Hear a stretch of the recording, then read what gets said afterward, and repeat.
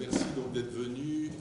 C'est pas vraiment toujours facile de venir le dimanche à 5 heures ici. C'est donc la première séance d'une série de leçons. Je préfère parler de leçons que de cours peut-être. Sur les mathématiques modernes. Et donc cette première séance. Bonjour madame.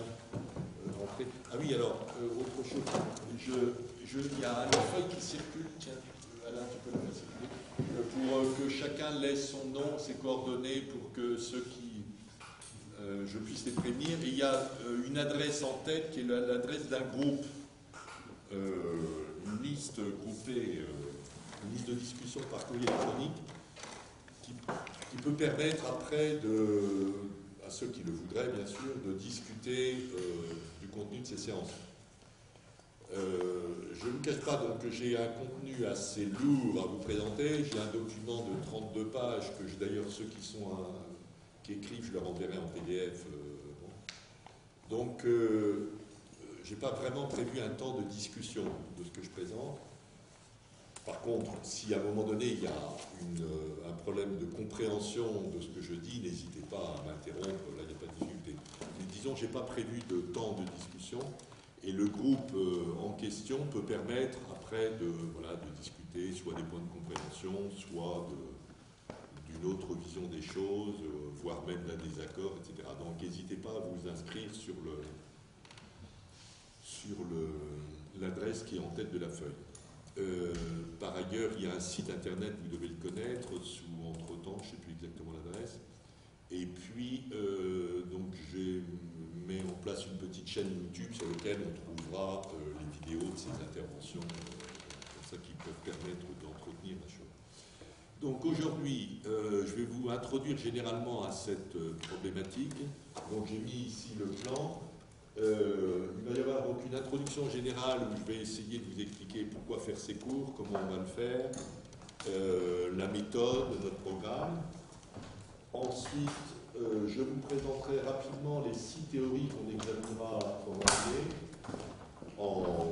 Là, évidemment, en ne rentrant pas du tout dans le détail mathématique, mais en essayant quand même de vous intéresser aux enjeux intellectuels, puisque évidemment l'enjeu de ça, c'est ce que les mathématiques modernes peuvent apporter aux intellectualités contemporaines, ou les éclairer.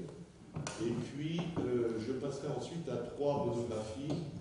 Je pense que la partie 1 et 2, ça devrait prendre 1 heure, et garder 1 heure, c'est-à-dire 20 minutes pour les 3 monographies que je voudrais vous présenter, qui portent sur des tentatives antérieures de différentes intellectualités de s'emparer des maths modernes. Voilà le plan de la soirée, sachant que donc dans un mois, on abordera la première théorie, c'est-à-dire celle de Dedekind, des coupures pour fonder les nombres réels, et que c'est dans ce genre de séance qu'on fera vraiment des mathématiques plus en détail. Aujourd'hui, on va plutôt les présenter qu'en faire en tant que telles. Alors, il s'agit en quelque sorte, il y a une citation de Novalis qui dit qu'on ne peut pas faire des mathématiques sans enthousiasme, les mathématiciens peuvent en faire. Donc, en un certain sens, le défi que je me suis donné, c'est de vous enthousiasmer pour l'idée de faire des mathématiques modernes. Bon. Y arriverai-je? Vous me le direz après. Bien. Alors, oui, c'est ça, la citation de Novalis, c'est « sans enthousiasme, point de mathématiques ». Ça me plaît bien, ça. Il y en a d'ailleurs plusieurs autres. Mais ça, on les verra quand on... Enfin, si, parce qu'on peut les mettre, puisqu'on va examiner tout à l'heure Novalis, je vous donne comme ça 4 citations tout à fait improbables de Novalis, parce que Novalis est un romantique de la fin du XVIIIe. Et je dois dire que moi-même, ça a été une découverte par ce livre-là, dont je vous parlerai tout à l'heure, de m'apercevoir que dans le premier romantisme, le romantisme allemand, celui de Iéna, il y a un point d'appui dans les mathématiques, ce qui n'existe absolument pas dans le romantisme français du XIXe, ni dans le romantisme musical que je connais bien puisque je suis compositeur aussi. Donc pour moi ça a été une découverte et donc j'ai plaisir à savoir que Novalis, donc un des premiers romantiques, a dit « La pure mathématique est une contemplation de l'intelligence considérée en tant qu'univers. La plus haute vie est mathématique.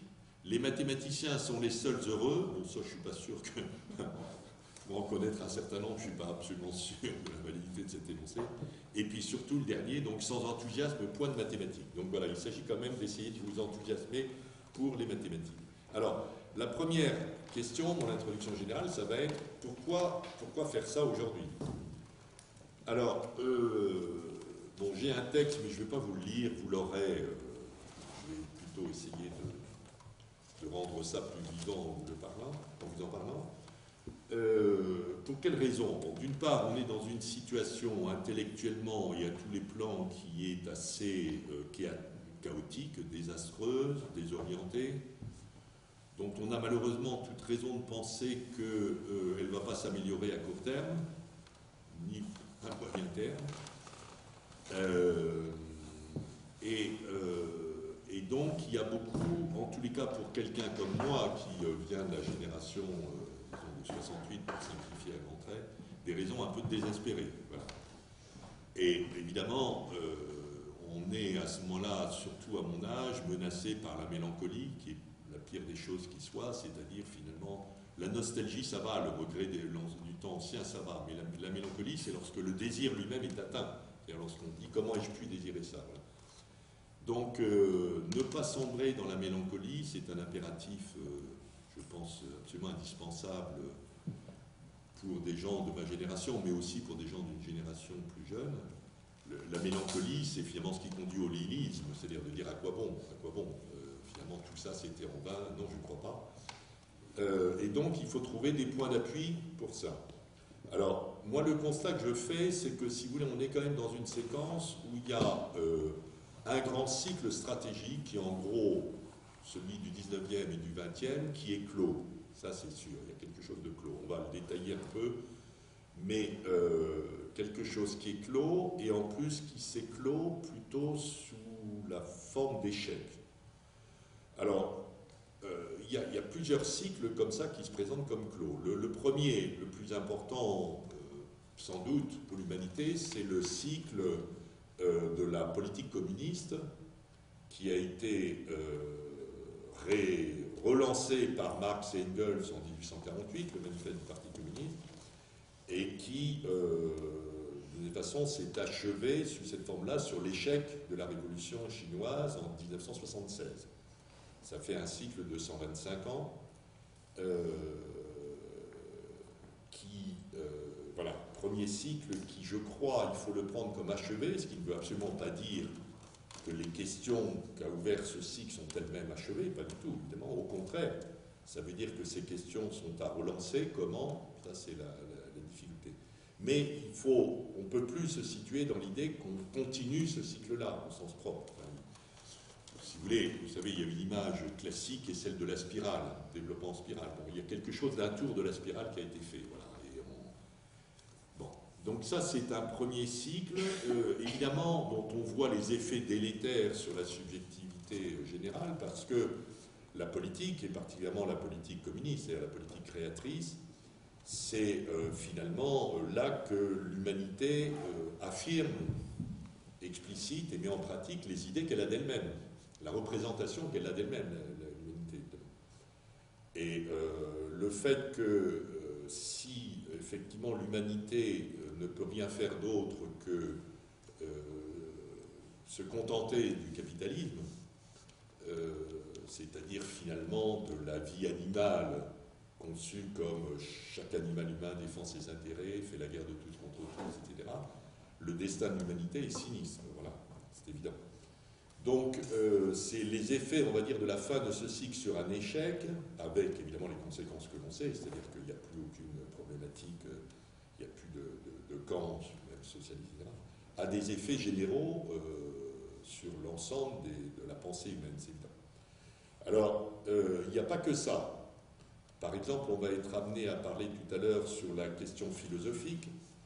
On peut dire qu'en parallèle de ça, il me semble qu'il y a un grand cycle dialectique qui prend racine autour de 1812 avec Hegel lorsqu'il s'engage dans la science de la logique, le début d'entreprise de Hegel, et qui, à mon avis, se termine avec un premier ouvrage d'Alain Badiou qui s'appelle Théorie du sujet, 1982, c'est-à-dire cette fois 170 ans, qui est, on va dire, une dialectique marquée essentiellement par le travail du négatif. On y reviendra tout à l'heure à propos de Marx, mais et alors là aussi, comme vous savez peut-être, il y a des tentatives, en particulier d'Alain Badiou, de manière tout à fait décisive, pour essayer de repenser une dialectique, cette fois qu'il appelle une dialectique affirmative, et qui n'est plus comme principe moteur premier le travail du négatif, mais une affirmation.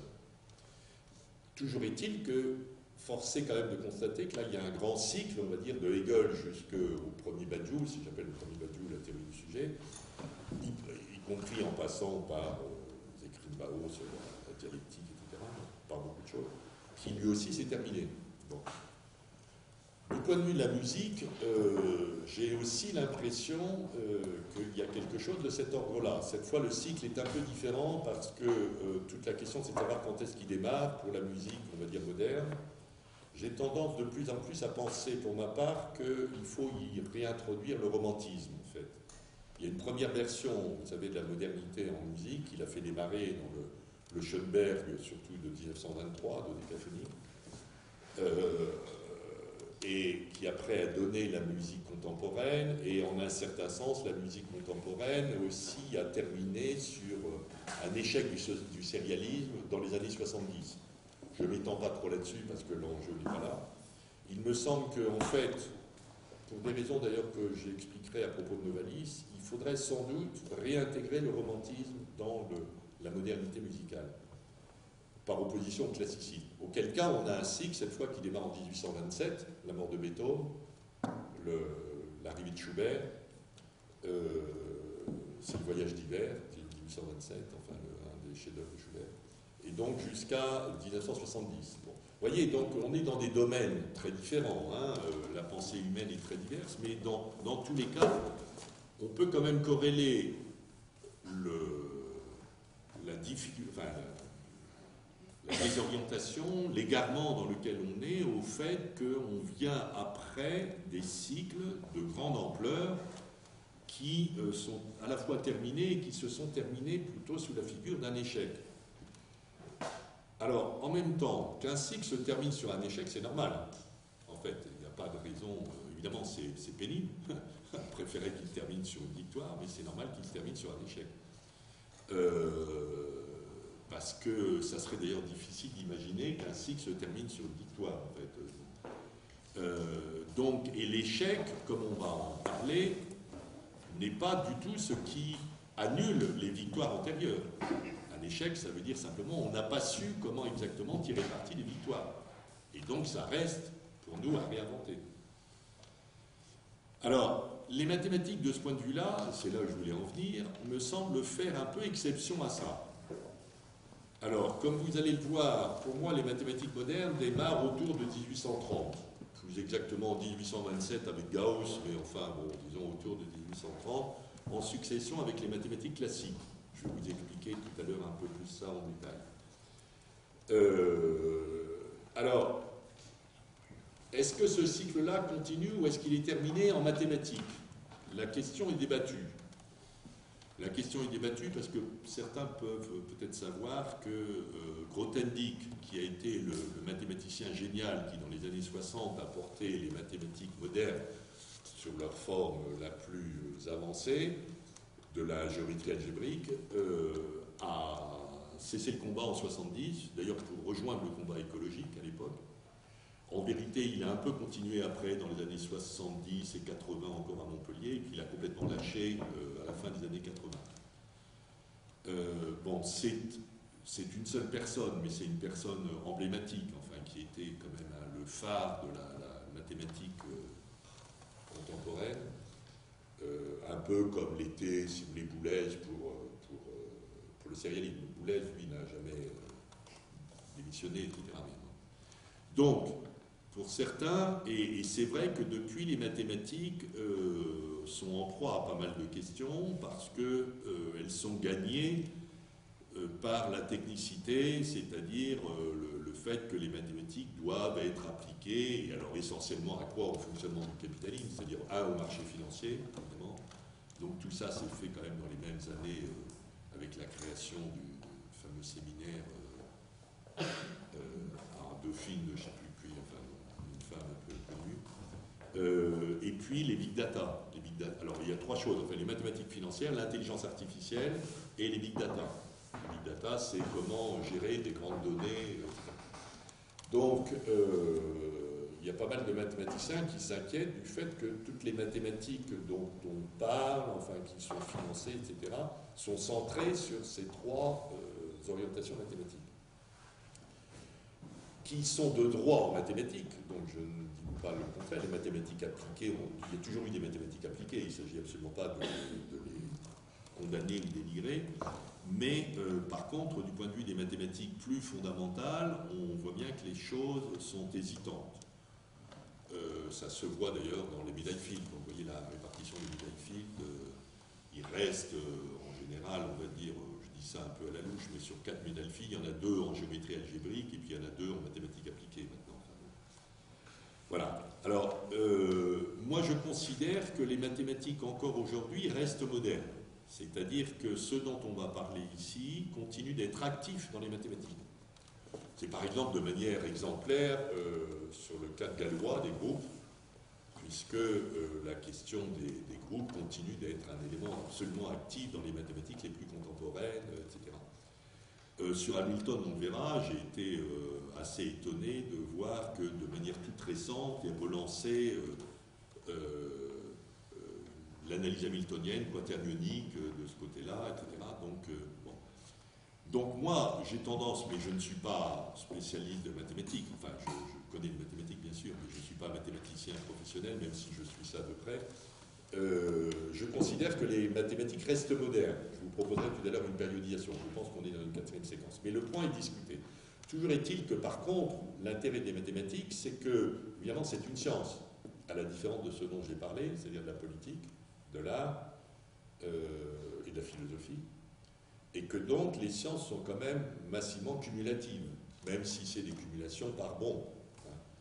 Et que de la même manière que les mathématiques modernes n'ont pas annulé les mathématiques classiques, on va d'ailleurs en parler aujourd'hui, et surtout dans la première séance d'Henkin, puisque je considère que les mathématiques modernes procèdent par adjonction-extension, c'est-à-dire qu'elles conservent l'ancien, elles ne le détruisent pas, elles le circonscrivent, mais elles ne le détruisent pas, ce n'est pas par destruction ou construction.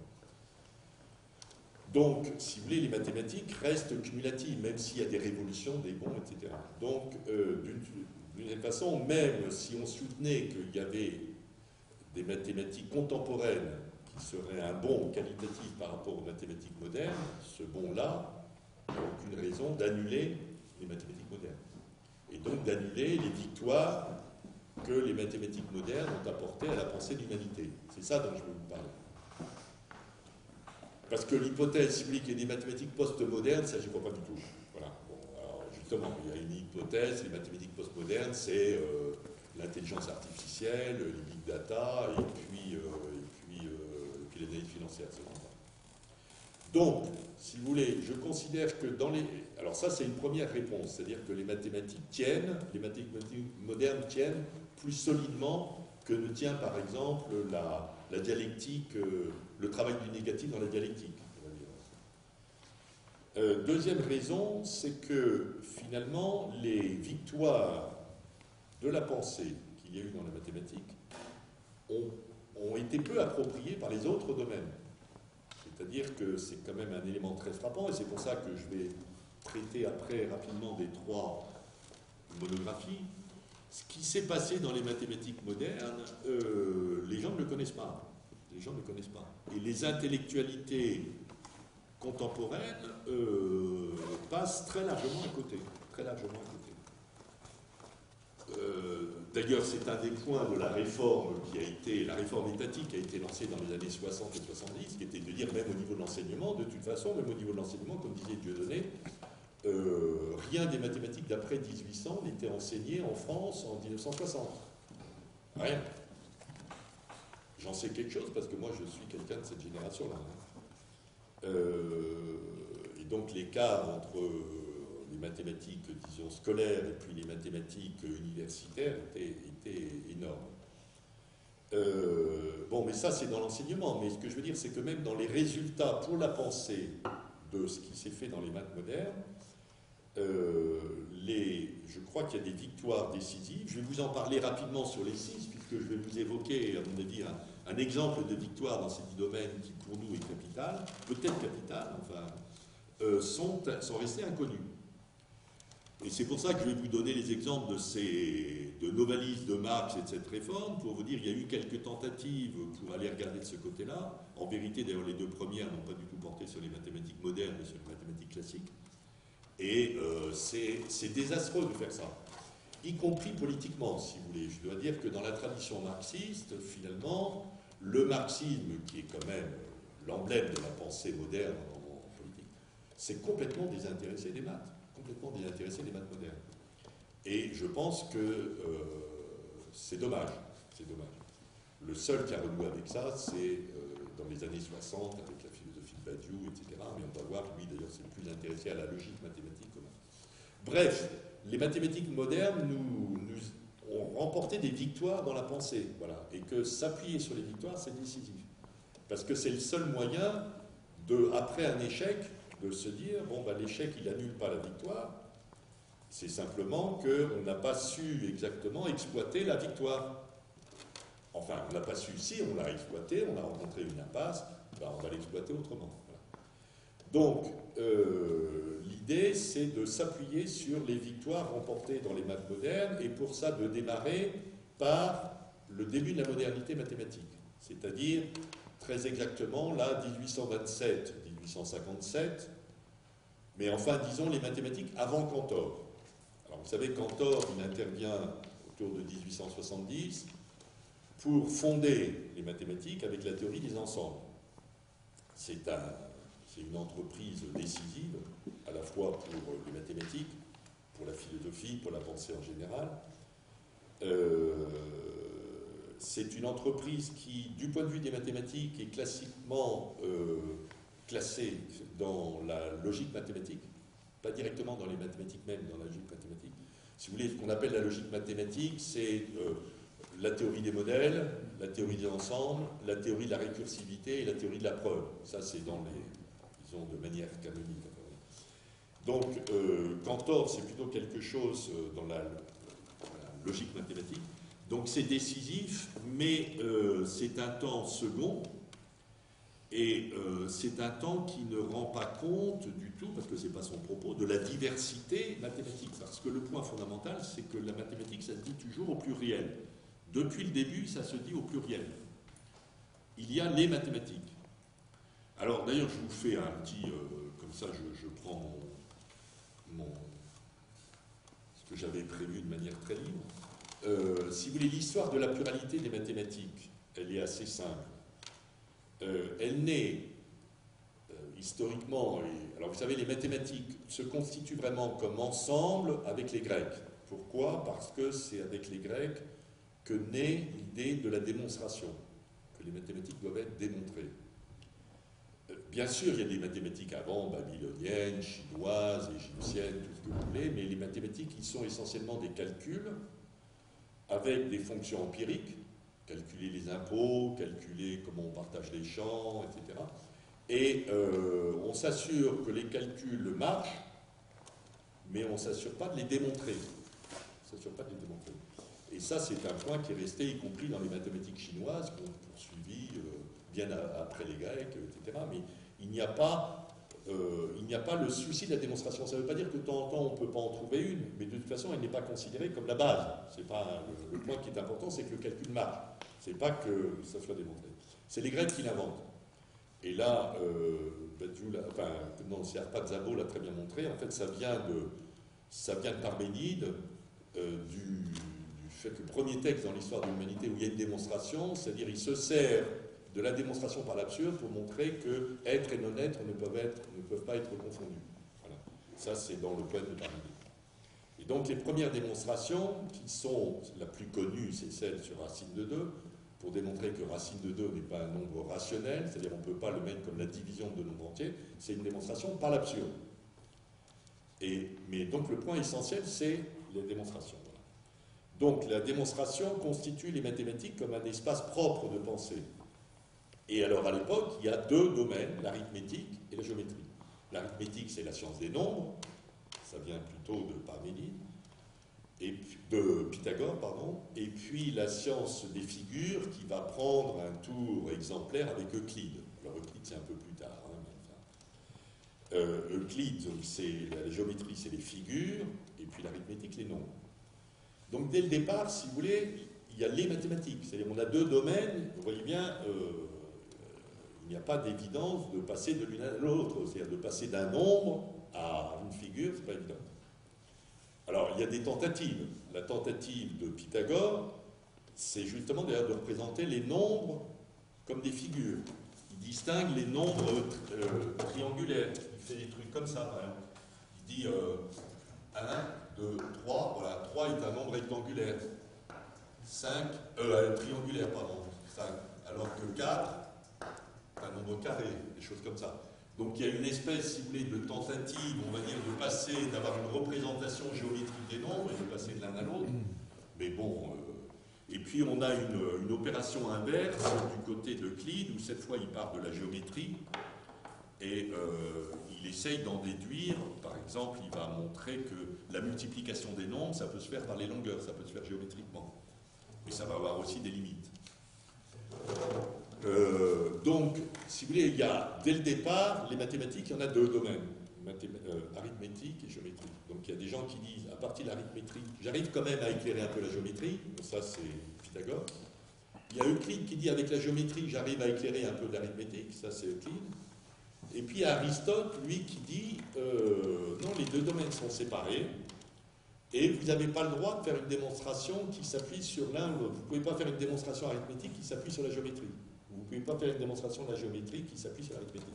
Donc à l'époque, l'arithmétique et la géométrie, c'est vraiment voilà, une barre entre les deux, même s'il y a des petits éclairages comme ça. Bon, ça, il y a un petit éclairage comme ça c'est Pythagore. Il y a un autre comme ça, c'est Euclide. Enfin, fondamentalement, la démonstration, c'est dans le livre Gamma de la métaphysique d'Aristote, on n'a pas le droit. Ben, on voit bien, parce que si vous voulez faire une démonstration qui est rigoureuse, vous passez de l'un à l'autre, on ne sait plus trop exactement de quoi il s'agit. Enfin, c'est un peu du bricolage. Alors ça, c'est le premier temps. Deuxième temps, au IXe siècle, à Bagdad, Al-Khawarizmi invente l'algèbre. Alors l'algèbre, ça va venir en fait ici.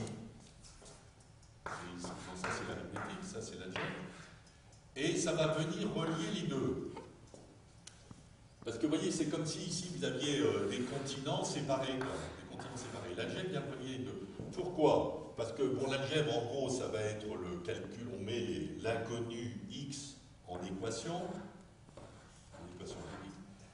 Et Al-Khawarizmi va faire des calculs sur le x qui peut représenter aussi bien des nombres arithmétiques que des grandeurs géométriques. Donc on va avoir une nouvelle théorie de l'inconnu x avec une forme particulière qui est l'équation algébrique. Bon, l'équation algébrique, chaque fois c'est 1x2 moins 2x égale 3. Bon, ben après, vous pouvez calculer pour résoudre cette équation. Vous pouvez tirer ça pour savoir que vos x. Mais quand vous le faites, bon, x peut être aussi bien un nombre, ça peut valoir ici, que en géométrie. Donc, d'une façon, c'est un troisième continent qui vient s'ajouter à partir, appelons ça les mathématiques préclassiques. Bienvenue, Mimi, rentrez. Qui vient faire un pont, d'une façon, entre l'arithmétique et la géométrie, qui restent séparés. D'accord? Temps suivant, le 17e, allez-y, mettez-vous là, enfin bon, enfin faites-vous l'appeler. Temps suivant, le 17e, avec essentiellement Descartes, qui va cette fois corréler, qui va inventer la géométrie algébrique, c'est-à-dire la capacité de représenter des problèmes géométriques directement par des équations algébriques. Les points, les droites, on va donner des équations. Je ne veux pas trop m'étendre là-dessus. Mais d'une façon, Descartes va ici, non plus, vous voyez ici, avoir une formalisation, mais faire comme un produit entre les deux, un lien entre les deux, une intrication entre les deux, qu'on va appeler la géométrie algébrique. À l'époque, on appelait ça la géométrie analytique. Mais c'est-à-dire que vous pouvez représenter une droite à x plus by plus c égale 0. Ça vous dit quelque chose quand même, ça. Voilà. Ça, c'est une représentation directement algébrique d'un problème géométrique. Et puis, mais là on reste encore avec les trois domaines, et alors au 17e apparaît un quatrième domaine qui est l'analyse. L'analyse, c'est les fonctions. Le concept de fonction apparaît, alors ça reste un peu le bordel pendant le 17e, le 18e, ça sera vraiment clarifié qu'au 19e, mais enfin bon, vous voyez ce que c'est qu'une fonction. Une fonction f de x, y égale f de x, ça veut dire à tout x, je mets un y. C'est-à-dire si par exemple j'ai la fonction y égale celle-là, moins 3, à tout x, à toute valeur x, j'associe un autre nom qui est y. Si x vaut 1, moins 2, moins 3, moins 5, 1, ça fait moins 4. Voilà. Et alors, avec ça, aussitôt va se poser la question du calcul différentiel et intégral. C'est-à-dire, parce que par Pascal, par Descartes, on va associer à ça, je simplifie, hein, enfin une fonction, ça vous allez pouvoir la dessiner, et puis après vous allez vous demander ici qu'est-ce que c'est qu'une tangente. Et pour calculer une tangente, vous allez avoir le calcul différentiel. On va en parler à propos de Marx, parce que c'est Marx qui va s'intéresser à ça. Retenez simplement que, disons, à partir du 17e, quatrième domaine, l'analyse. Donc vous voyez, les mathématiques, le pluriel se complique, puisque maintenant on a 4 domaines: arithmétique, géométrie, algèbre, analyse. Et alors avec le 19e, ça va encore se nourrir parce qu'on va rajouter la topologie. Alors la topologie, on en parlera quand on verra Riemann. Bon, la topologie, vous voyez, c'est l'idée des espaces, une géométrie molle, enfin déformable, des choses. Justement, qu'il n'y ait plus une géométrie parce qu'il n'y a plus de mètre, il n'y a plus quelque chose de mesure, ça devient une espèce de géométrie du caoutchouc, on dit. Voilà. Tout ceci pour vous dire que donc les mathématiques, c'est toujours au pluriel. C'est toujours au pluriel. Et en même temps, elles ont quand même comme élément commun, parce qu'on ne dit pas simplement, il y a l'arithmétique, la géométrie, etc. On est capable de faire une totalisation de ça en disant les mathématiques. Sinon, on ne dirait pas ça, on dirait l'un et l'autre, etc. Par le fait qu'ils ont, en simplifiant, en tous les cas, ils ont une procédure démonstrative commune. Ils ont une logique démonstrative commune. Et puis surtout, ils vont avoir petit à petit des interactions, des croisements entre les deux, où l'algèbre va jouer un rôle décisif dans la modernité. Ça, on va le voir. Donc, c'est des choses comme l'arithmétique algébrique, l'analyse algébrique, la géométrie algébrique, c'est-à-dire la capacité de formaliser donc, un des domaines par l'algèbre. Et maintenant, on a donc l'arithmétique, la géométrie, on va mettre la topologie ici, l'analyse là. Et puis il y a l'algèbre qui a quand même une position un peu stratégique parce qu'elle a une capacité particulière, en raison de ses propriétés formelles, de formaliser chacune de ces sciences. Et à ce moment-là, ça donne une géométrie algébrique. Bon, tout ça pour dire que donc les mathématiques, c'est un pluriel, voilà. Et donc, l'entreprise de Cantor, qui est absolument décisive, qui donne un fondement commun à ça, comme un espèce de foyer, vous voyez, commun, par contre, évidemment, a comme inconvénient, enfin, c'est l'inconvénient de ses avantages, c'est qu'il ne capte pas cette diversité, cette pluralité. Or, pour nous, pour moi, au sens j'essaie de vous intéresser à la chose, il s'agit ici pas exactement de philosophie, dans mon idée, il s'agit d'intellectualité. Vous voyez, la philosophie, c'est ce qui travaille sur des concepts comme le concept de sujet, le concept de vérité, des concepts de ce type-là. Et bon, je prends comme paradigme, puisque pour moi le philosophe contemporain paradigmatique, c'est Dieu. Après, les concepts d'événement, les concepts d'absolu, des choses de ce type-là. Donc ça c'est la philosophie. Moi, je ne suis pas philosophe. Je m'intéresse à la philosophie comme je m'intéresse aux mathématiques. Je ne suis pas philosophe. Et par contre, ce qui m'intéresse, c'est l'intellectualité, c'est-à-dire la pensée réflexive des pensées qu'il peut y avoir dans les mathématiques, dans la musique, dans la politique, voire dans l'amour, pour ce que je connais moi, enfin, ce que je pratique,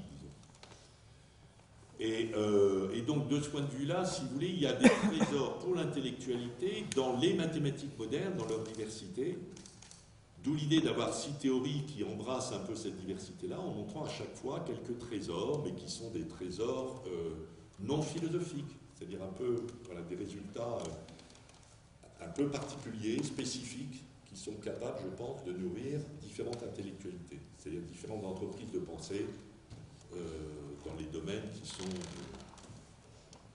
ceux, enfin, les miens, mais dans d'autres aussi.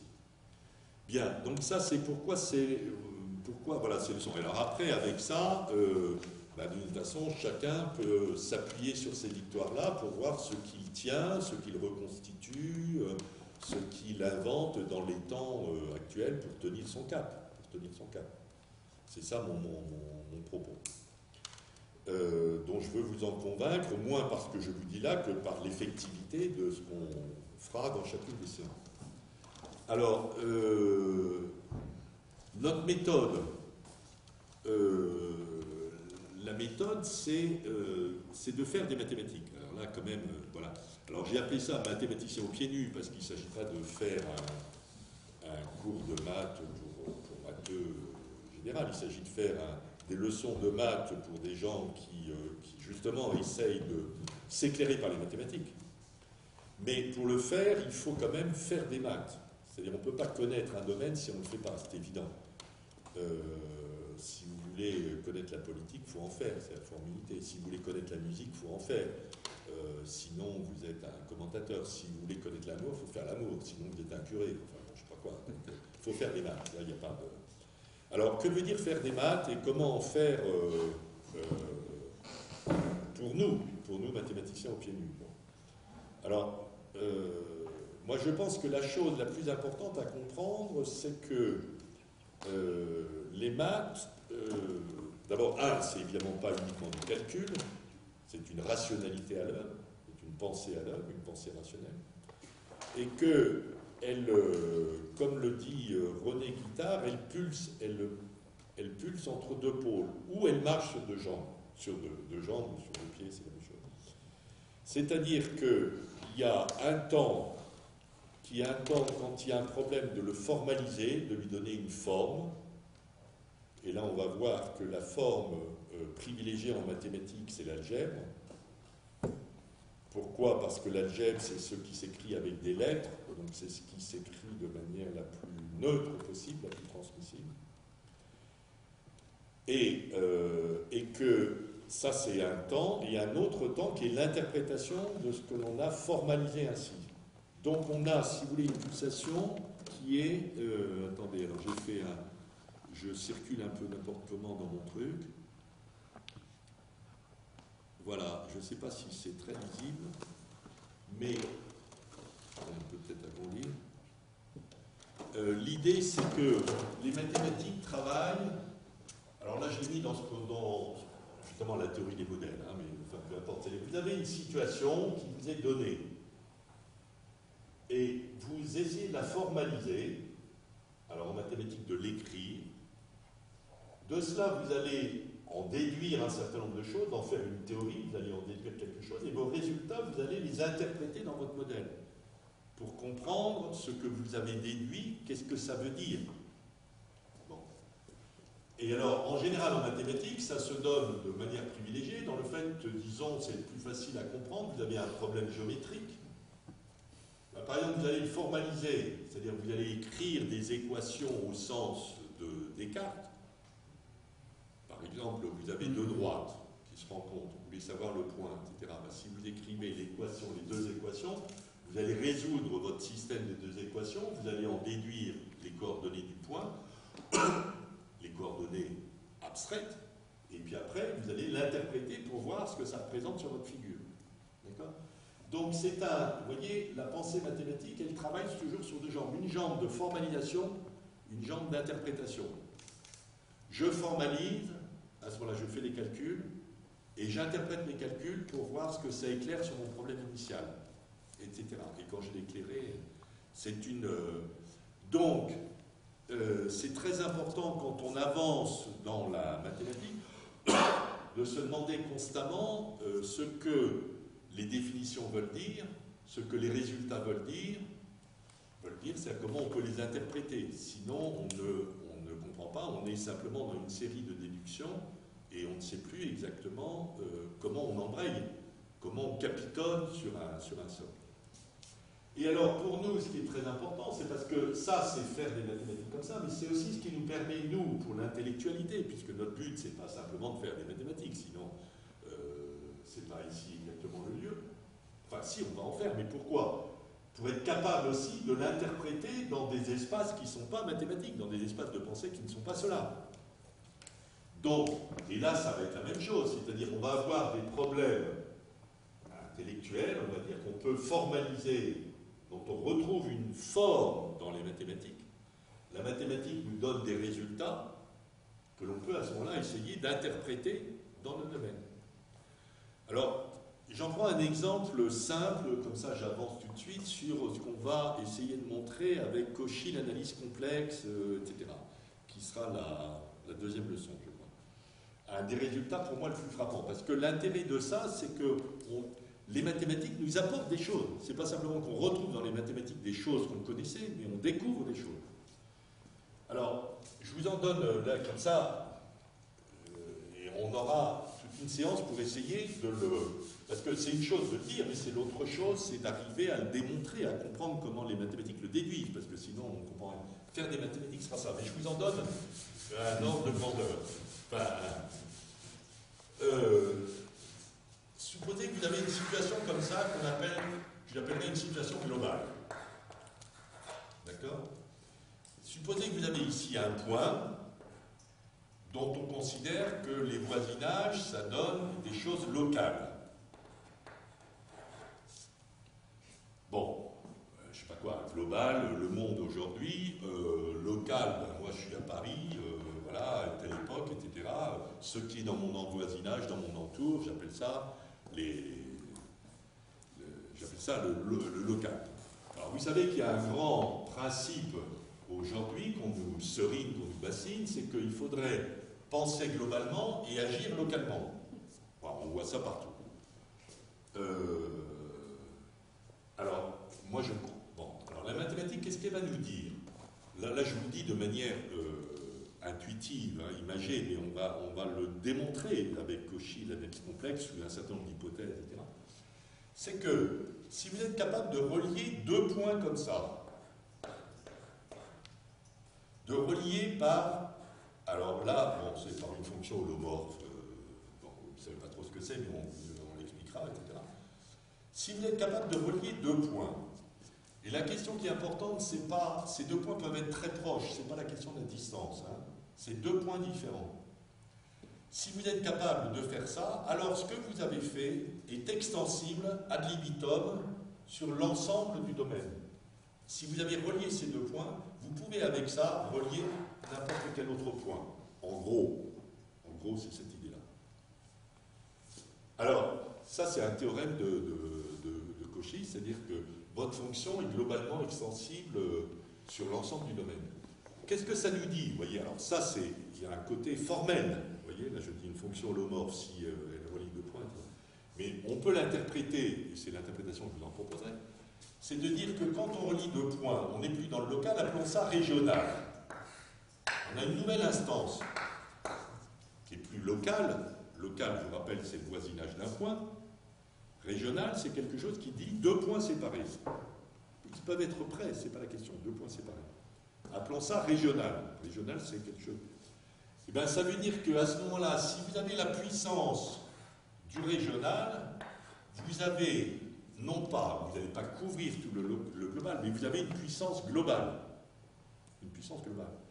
Donc vous n'êtes plus dans la séparation, la skise, penser globalement, agir localement, sous-entendu, on ne peut pas agir globalement, donc ça ne sert à rien d'agir localement, et puis on agit localement. Bon, donc on ne fait qu'agir localement, et très vite, on agit localement, c'est quoi? On fait un potager en bas de chez soi. Enfin bon, c'est grotesque, ou alors on trie ses déchets, ou je ne sais pas quelle connerie comme ça, enfin on fait une espèce de catholicisme.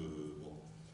Ça veut dire qu'il est possible, si vous êtes capable de faire un travail régional, c'est-à-dire de relier deux points différents, à ce moment-là, vous allez vous doter d'une puissance d'action globale. Et qu'est-ce que ça veut dire relier deux points différents? Ben, il se trouve qu'avec un certain nombre, par exemple, d'amis, mais enfin dans mon expérience politique, par exemple, si vous êtes capable de relier un travail sur un quartier et un travail sur une usine, prenons un quartier, un point, une usine, un autre, si vous êtes capable de faire un travail politique qui relie les deux, alors que veut dire relier politiquement les deux, ça on peut discuter. Enfin, si vous faites ça, vous avez constitué une région, et ce faisant, vous avez une intelligibilité globale. Ça ne veut pas dire que ça résout tous les problèmes, mais ça veut dire que vous êtes capable, cette fois, d'agir avec une ambition globale. D'accord? Ça veut dire que donc, intellectuellement, on n'est plus enfermé dans la dialectique entre le local et le global, mais qu'il y a l'instance régionale, qui est l'instance clé. Votre capacité à constituer une action régionale devient la mesure de votre capacité à pouvoir ambitionner une action globale. Et vous n'êtes plus enfermé dans le dilemme agir globalement, penser globalement et ne pouvoir agir que localement. D'accord? Bon, alors, là, ça demande, ça va être l'enjeu du cours de ce Cauchy, hein, d'essayer de vous expliquer tout ça. Mais c'est pour vous donner un peu un exemple de la chose où vous voyez, vous voyez bien, là, je fais ça, c'est-à-dire je pars ici local global, dans le monde ordinaire, enfin, bon, je le formalise mathématiquement. Alors ça, c'est ce qu'on verra par le plan complexe. Le plan complexe, vous allez voir, selon moi, c'est un plan qui prend en compte les possibilités, plus simplement les effectivités. Ça sera tout le thème.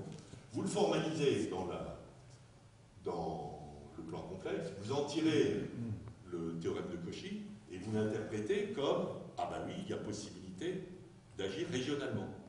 D'accord?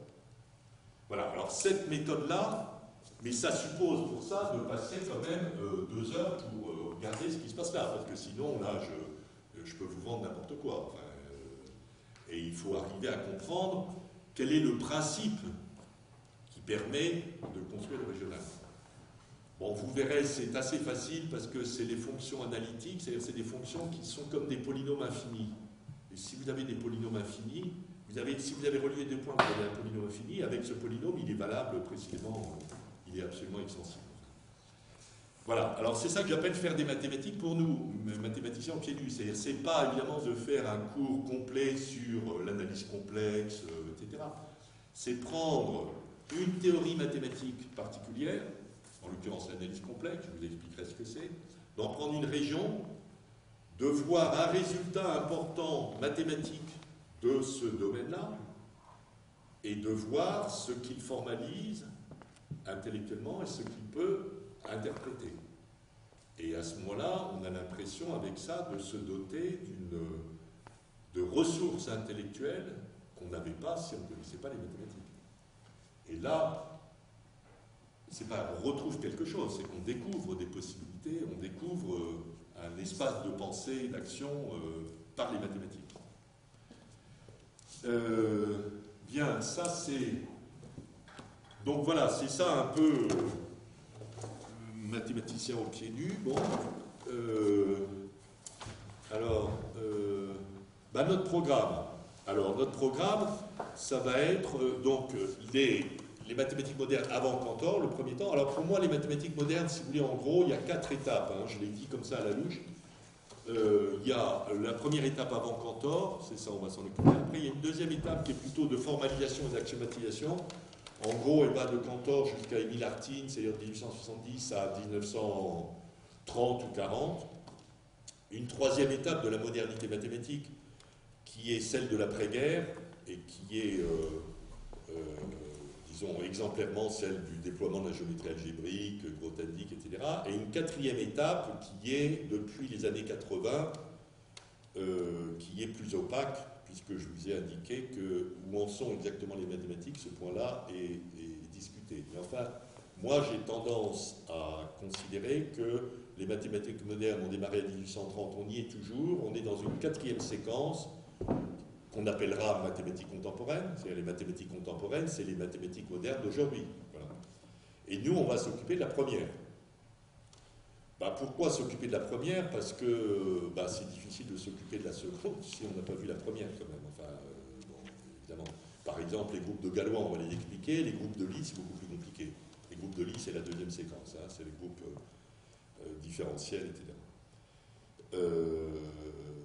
Et puis, de toute façon, ces ressources-là sont inconnues.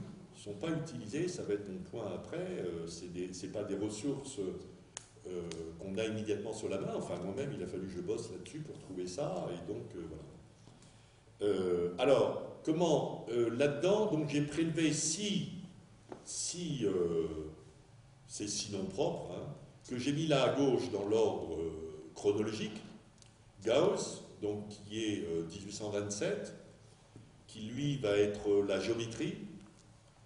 Et c'est à partir de lui que, si vous voulez, on va sortir des géométries euclidiennes et qu'on va voir les géométries non euclidiennes.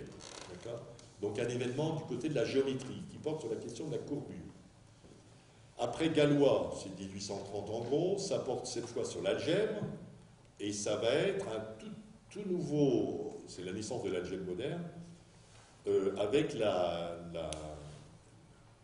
l'apparition, enfin la mise au jour des groupes, c'est-à-dire d'une structuration que produisent les équations algébriques. Cauchy, c'est l'analyse, ça va être l'analyse complexe, les complexes, le plan complexe. Hamilton, ça va être la prolongation, on va dire, de Cauchy, puisque ça va être l'idée, au lieu d'avoir les complexes sur 2 dimensions, on passe avec les quaternions sur 4 dimensions. Et Riemann, ça va être de nouveau la géométrie, une prolongation de Gauss, et Dedekind, ça va être l'arithmétique. Donc vous voyez, avec ça, et puis avec Riemann, on aura la topologie. Donc avec ça, on a des grands résultats qui quand même balayent un peu la pluralité des mathématiques modernes.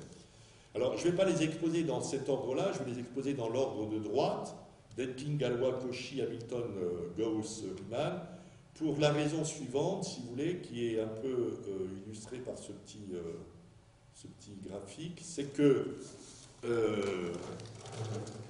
Dedekind, ça porte le résultat, ça porte l'arithmétique, mais il va mettre en évidence ce dont je vous parlerai la fois prochaine, c'est-à-dire des révolutions de type moderne, c'est-à-dire par adjonction-extension. Si vous voulez, jusque-là, et c'est quand même frappant que ça soit dans les mathématiques que la chose apparaît. Avant, je distingue 2 types de révolutions. Les révolutions par abandon des placements, c'est-à-dire on révolutionne un domaine en l'abandonnant, et puis on va faire ailleurs.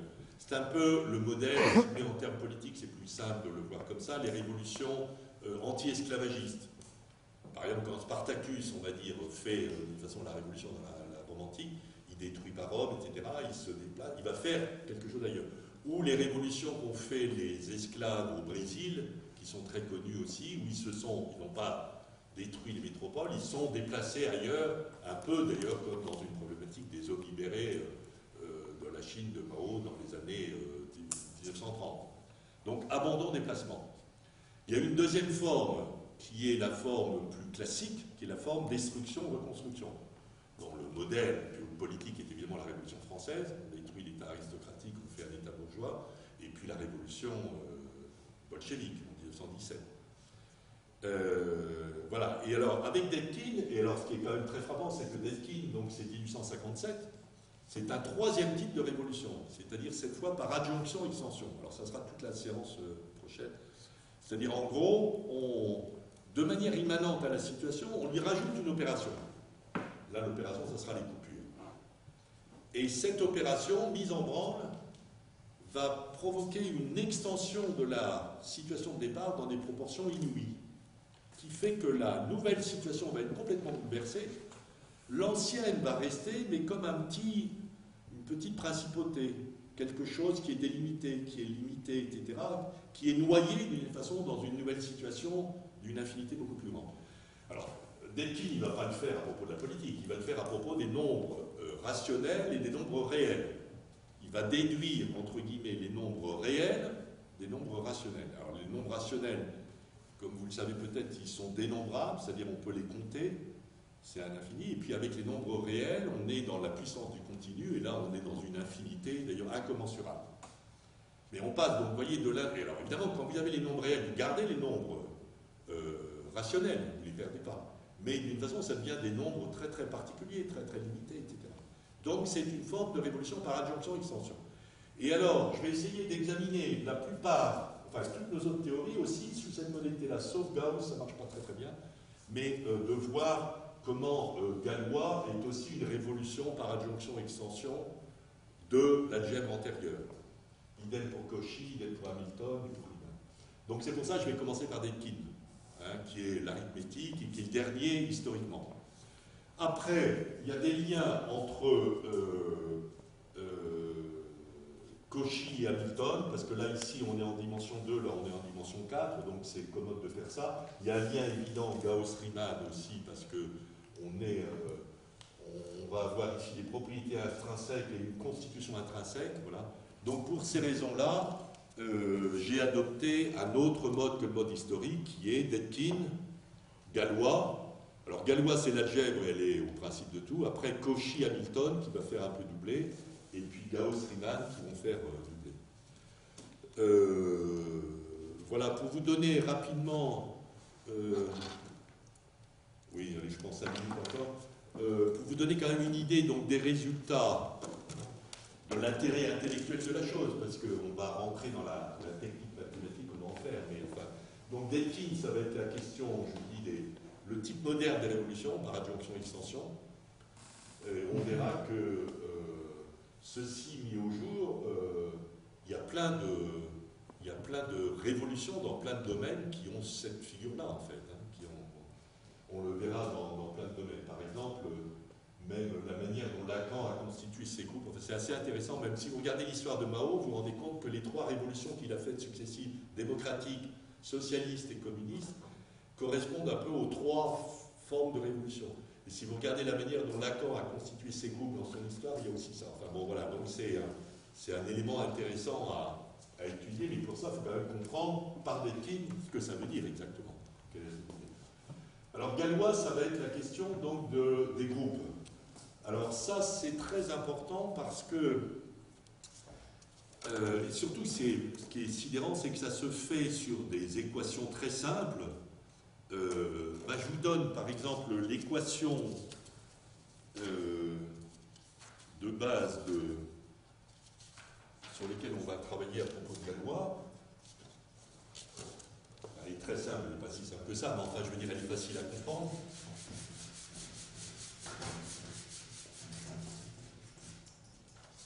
Alors c'est une équation du 5e degré, bon ça on verra pourquoi, il faut quand même que ça soit le 5e degré, mais vous allez voir. Donc x4 moins 4x3 plus 3x2 plus 3x plus 2 égale 0. Bon, elle est compliquée parce qu'il y a du 5e degré, mais je veux dire, c'est pas tellement, vous voyez, c'est comme les équations du second degré, puis vous en rajoutez d'autres, il n'y a pas de... Voilà.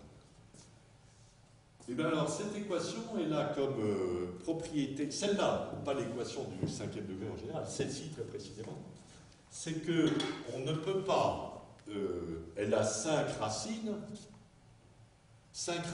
qui sont réelles, parce que la courbe, elle est comme ça, en gros, si vous...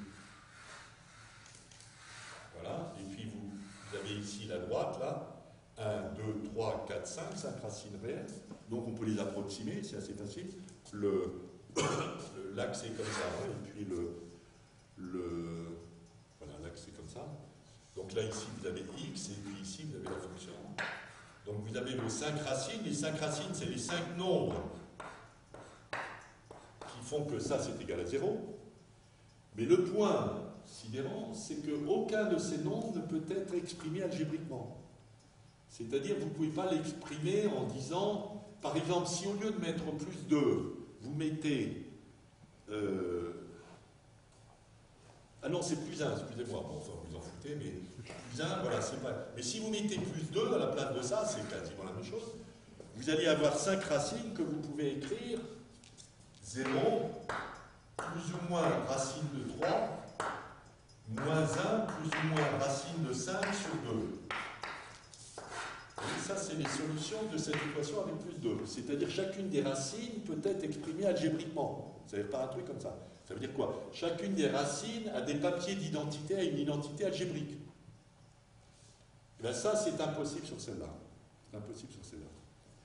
C'est-à-dire que ici, c'est comme si vous avez 5 racines qui sont sans papier, radicalement sans papier. Ce n'est pas qu'elles avaient des papiers qu'elles ont brûlés, etc. C'est qu'elles n'ont pas de papier algébrique possible. Et ce qui va rendre compte à ce moment-là de la singularité de ça, c'est leur manière dont elles sont groupées. Ça va être ça l'idée du groupe de Galois. C'est-à-dire qu'elles sont groupées de telle manière qu'on ne peut pas désolidariser leur groupe. Soit, comme ici, vous voyez, il y a une paire, et puis... attendez, 0, non, je me suis gouré parce que c'est pas 0, là, j'ai... Non, c'est -2, bon, excusez-moi, je me suis trompé, c'est pas celui-là, enfin bon, on s'en fout. Enfin non, non, parce que sinon... -2, plus ou moins 1, et 1, voilà, excusez-moi, j'avais confondu avec 2, voilà.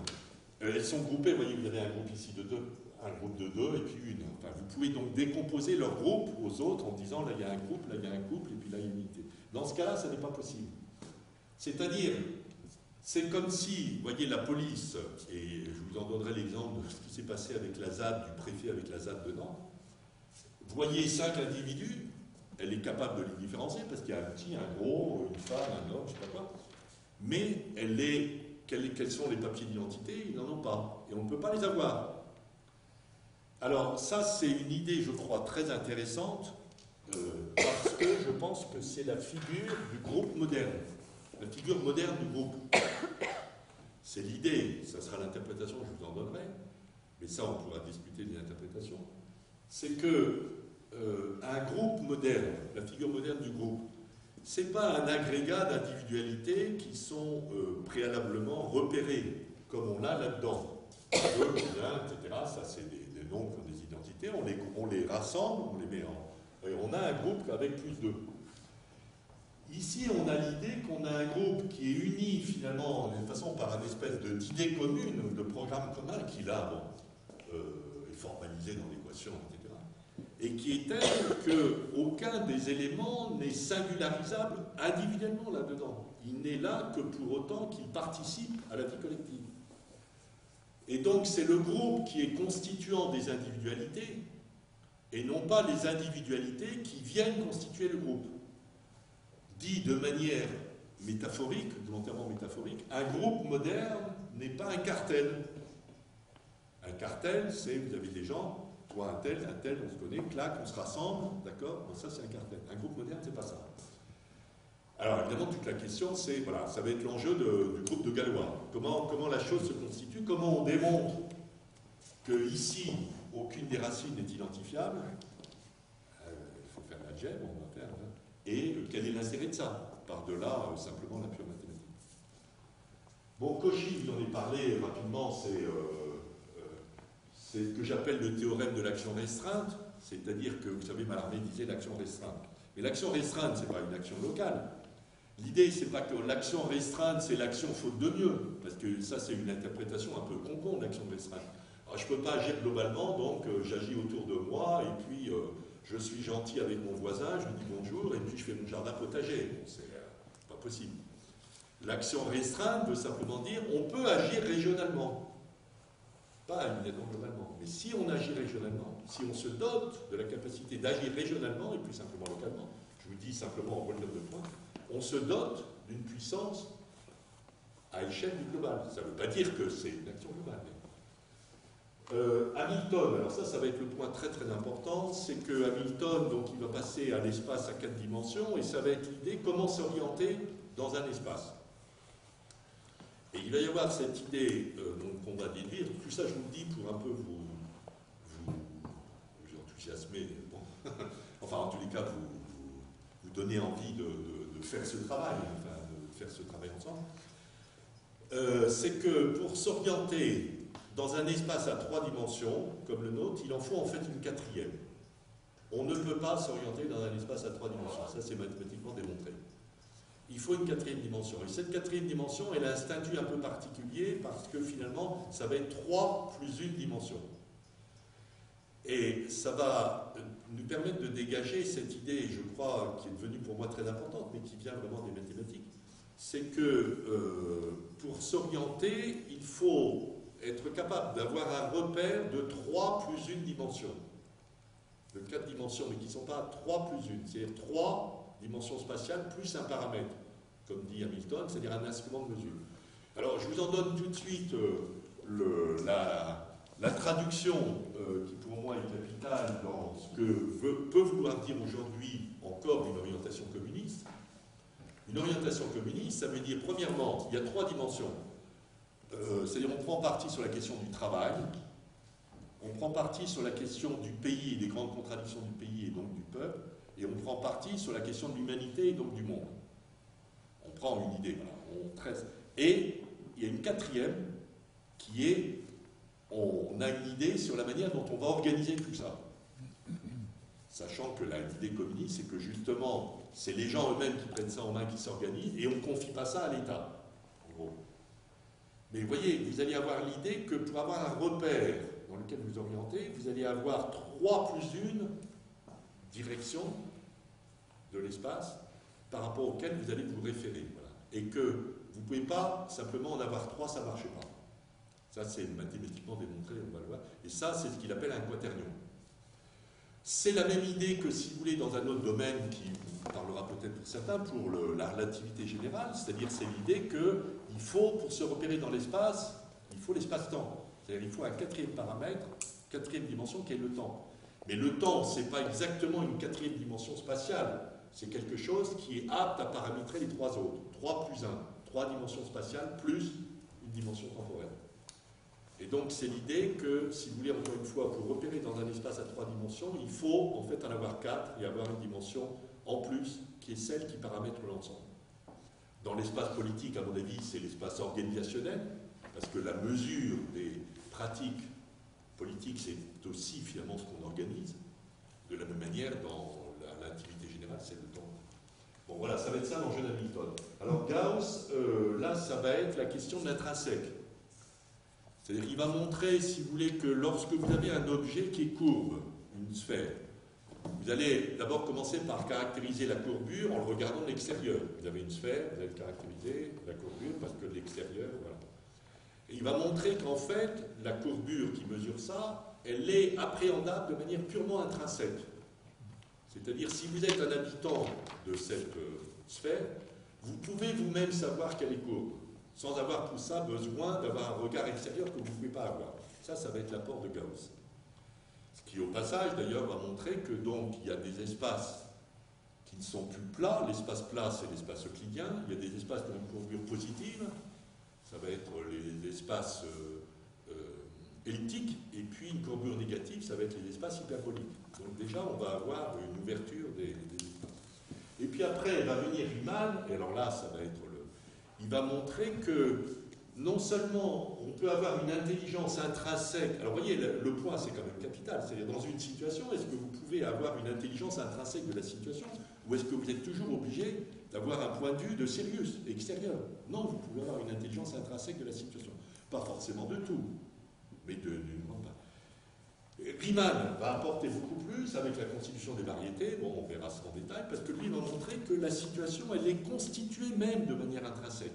C'est plus simplement un regard sur certaines choses.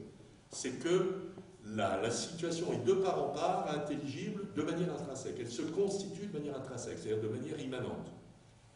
Et donc, c'est quand même aussi un élément absolument capital, parce que ça veut dire que dans les domaines où chacun de nous, on peut être plongé, dans les différentes situations, il n'est pas vrai qu'il y ait besoin d'un point de vue extérieur.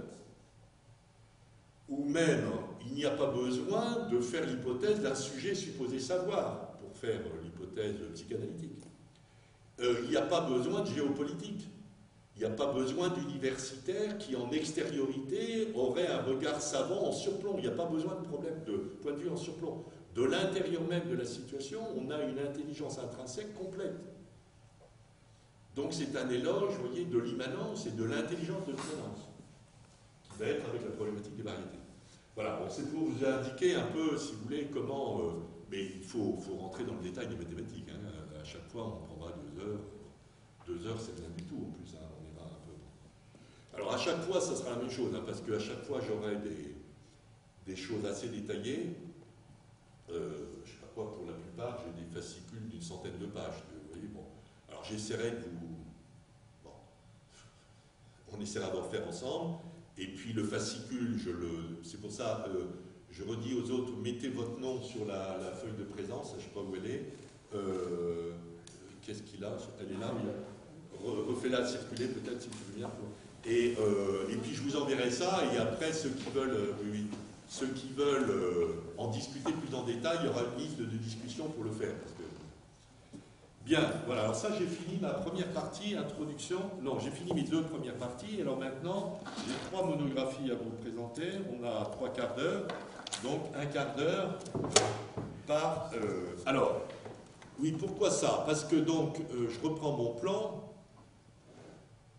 Il y a eu quand même des tentatives, là, dans la poésie, enfin dans l'art, la romantique, de s'intéresser aux mathématiques. De Marx, c'est la seule que je connaisse en fait, hein, de s'intéresser au calcul différentiel.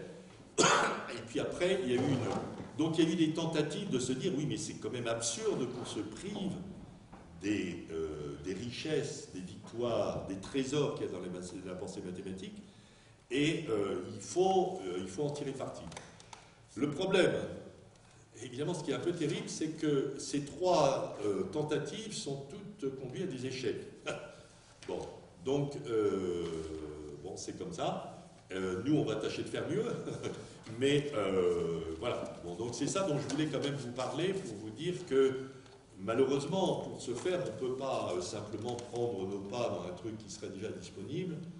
Il faut, c'est pareil, il faut prendre les choses un peu à la base.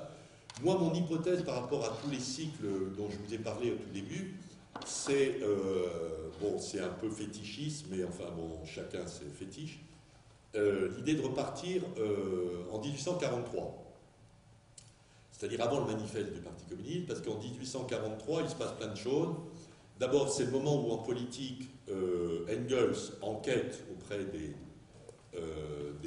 ouvriers anglais. Il va faire vraiment une liaison de maths, etc. C'est le moment où Marx commence à travailler ce qui va donner les manuscrits de 1844, c'est-à-dire les manuscrits sur lesquels il va essayer de penser ce que c'est qu'un travail qui n'est plus aliéné, un travail émancipé, ça du point de vue de la politique.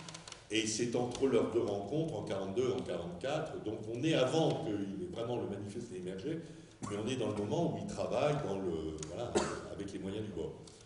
Il se trouve qu'en mathématiques, c'est le moment de la découverte d'Hamilton, des quaternions, donc c'est pris en 1843, donc c'est le moment où la question de l'orientation va se clarifier, puisque c'est là que va apparaître le fait que 3 dimensions, on ne peut pas s'en sortir, pour s'orienter, il en faut 4. En musique, c'est un moment aussi un peu clé dans le romantisme musical, aussi bien du côté de Schumann, Chopin, Liszt, Wagner, etc. Donc, voilà, bon, c'est un peu, je me dis, voilà, on est peut-être un peu comme ça, et essayons de... Bon. Alors, le problème, encore une fois, c'est que de tout ça, à mon avis, très peu de gens ont tiré parti. Alors, qu'est-ce qu'il y a eu comme 3 expériences qui ont essayé de tirer parti des mathématiques pour la pensée moderne et contemporaine? Premièrement, Novalis. Alors, Novalis, c'est un poète de la fin du XVIIIe. Les dates 1772-1801, donc il n'a pas vécu longtemps, le pauvre. Et il a une vie intellectuelle de 6 ans. Novalis, c'est son nom de plume qui veut dire celui qui cultive de nouveau. Bon, ça me va assez bien. Voilà, on est des Novalis ici, on va essayer de cultiver de nouveau comme lui. Il avait une formation d'ingénieur, il se destinait d'ailleurs à la gestion des salines. Alors, le problème, c'est qu'il intervient à un moment donné où, dans les mathématiques allemandes, c'est le désert complet. Parce que il a pris la succession de Euler à Berlin. À l'époque, il y avait Frédéric II de Prusse, vous savez, qui est connu comme un souverain quand même éclairé, etc. C'est d'Alembert qui avait pris la suite, mais à la mort de Frédéric II de Prusse, d'Alembert est reparti à Paris, et apparemment à Berlin, celui qui a pris la suite n'était pas de cette ampleur-là. Lagrange, c'est le dernier des musiciens classiques, c'est un immense mathématicien. Et le mathématicien suivant qui aura cette envergure-là, c'est Gauss, mais lui, il faut attendre le début du 19e. Donc il y a un trou mathématique. Et par ailleurs, par contre, il y a la naissance du romantisme de Iéna, enfin le romantisme littéraire, qui est basé d'une part sur les premiers travaux philosophiques de Fichte, et puis d'autre part sur, vous savez peut-être, la revue L'Athénéum des frères Schlegel qui lance le romantisme littéraire. Pour ceux que ça intéresse, il y a un livre qui était formidable des années 70 de Lacoue-Labarthe et Nancy, l'absolu littéraire qui traite de cette histoire. Donc, Novalis intervient là-dedans, et alors la chose donc, qui est sidérante, et que moi j'ai découvert assez récemment par ce livre de Timmermans, c'est que pour lui, l'algèbre est un modèle. On va voir de quoi, mais l'algèbre est un modèle. Il s'inspire beaucoup de l'algèbre. Je vous ai donné les citations qu'il y avait au début. Je crois que j'en ai d'autres aussi de... Ah oui, alors aussi, deux citations bon, que je cite toujours, mais parce que... oui, vous comprenez bien que si on est dans un trou dans l'histoire de l'humanité, voilà, on est dans un moment... l'humanité en a connu beaucoup comme ça, et les processus de l'humanité, c'est toujours des processus à grande échelle. Le problème d'une vie humaine comme la mienne ou celle de n'importe qui, c'est qu'en gros, on a une fenêtre de 50 ans. On va dire 50 ans. 50 ans pour les grandes questions de l'humanité, n'importe quelle question, je vous ai parlé des cycles, ils ont tous du genre un siècle et demi. Donc, de toute façon, sa propre vie, ce que l'on peut faire, n'est pas une mesure adéquate à ce dont il s'agit réellement. Et donc des moments de... voyez bien que pour inventer une chose, ça prend en général plus d'un siècle au minimum, plus d'un siècle, et puis ça brasse des dizaines de génies. Enfin, bon. Alors, il y a deux exemples que j'aime bien citer, c'est celui de Lagrange en 1781, parce qu'à ce moment-là, j'aurais dû vous en parler avant, mais c'est le moment où les mathématiques classiques s'avèrent complètement sablées. On n'a pas encore les mathématiques moderne dont on va parler, et il y a des mathématiciens de la taille de Lagrange, qui est un immense mathématicien, qui désespère et qui dit « Je commence à sentir que ma force d'inertie augmente peu à peu, et je ne réponds pas que je fasse encore de la géométrie dans 10 ans. » Alors peut-être dans 10 ans, je ferai, alors pas des maths financières, parce que ça n'existe pas. Il me semble aussi que la mine est presque déjà trop profonde, et qu'à moins qu'on ne découvre de nouveaux filons, il faudra tôt ou tard l'abandonner. Bon, vous voyez le risque du désespoir. La physique et la chimie offrent maintenant des richesses plus brillantes et une exploitation plus facile. Bon, c'est comme un mathématicien, mathématiques financières, les big data, l'intelligence artificielle. Aussi, le bout du siècle a entièrement tourné de ce côté-là. Il n'est pas impossible que les places de la géométrie dans les académies ne deviennent un jour ce que sont actuellement les chaires d'arabe dans les universités. Je pense qu'il veut dire par là quelque chose de complètement tourné vers le passé.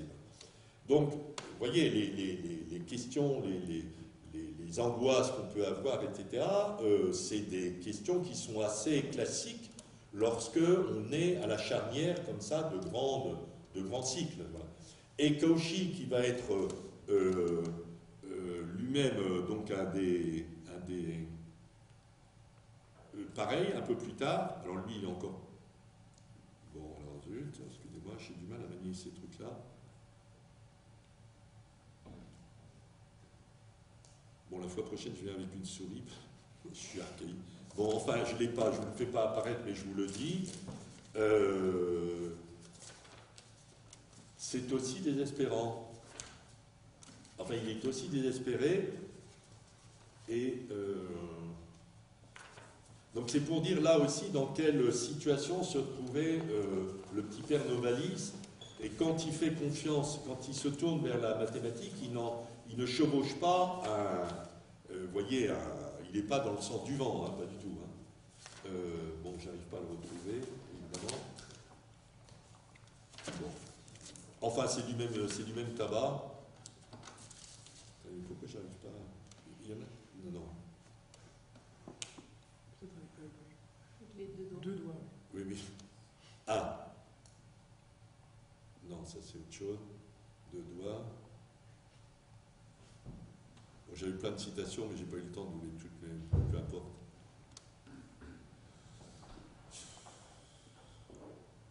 Ah oui, ça c'est tous nos bouquins. Bon, ça vous en foutez un peu. On va les voir. Ça, je voulais vous présenter, c'est les tableaux d'extension. Bon, tant pis. Vous verrez ça dans le texte que j'étais censé vous lire, mais je trouve que c'est trop chiant à lire. Les romantiques, c'est ça. Pardon? Les romantiques. Novalis, c'est le mouvement romantique, oui, le premier romantisme. Ah voilà, la citation. On est tenté de croire que les connaissances de l'homme peuvent croître et se multiplier à l'infini. Cependant, si l'on observe que toute notre intelligence et nos moyens sont renfermés entre des limites qu'ils ne peuvent jamais franchir, on se persuadera sans peine que nos connaissances sont bornées comme nos facultés. Alors vous voyez, ça c'est la même chose qu'aujourd'hui on nous sort. Non, on est condamné à la finitude. Bon, et alors le seul argument pour la finitude, c'est de dire qu'il y a des limites. Alors d'ailleurs, vous allez voir, Cauchy, c'est celui qui a... Mais l'argument, il est complètement faux. Parce que quelque chose de borné peut être absolument infini. Par exemple, entre 0 et 1, c'est vraiment borné dans les nombres. Ben, il y a une infinité de nombres, non seulement une infinité dénombrable, mais une infinité continue, c'est-à-dire une quantité absolument invraisemblable. Donc le fait que ça soit borné ne veut absolument pas dire que c'est fini, c'est stupide. Alors que dirais-je des sciences exactes? La plupart paraissent parvenues à leur plus haute période. L'arithmétique, la géométrie, l'algèbre, les mathématiques transcendantes sont des sciences que l'on peut regarder comme terminées et dont il ne reste plus à faire que d'utiles applications. Vous voyez, bon. On est exactement dans le truc, et c'est le même qui en 1827 va lui-même faire, en 1830, etc., va faire une révolution de l'analyse différentielle et intégrale, de l'analyse complexe, etc.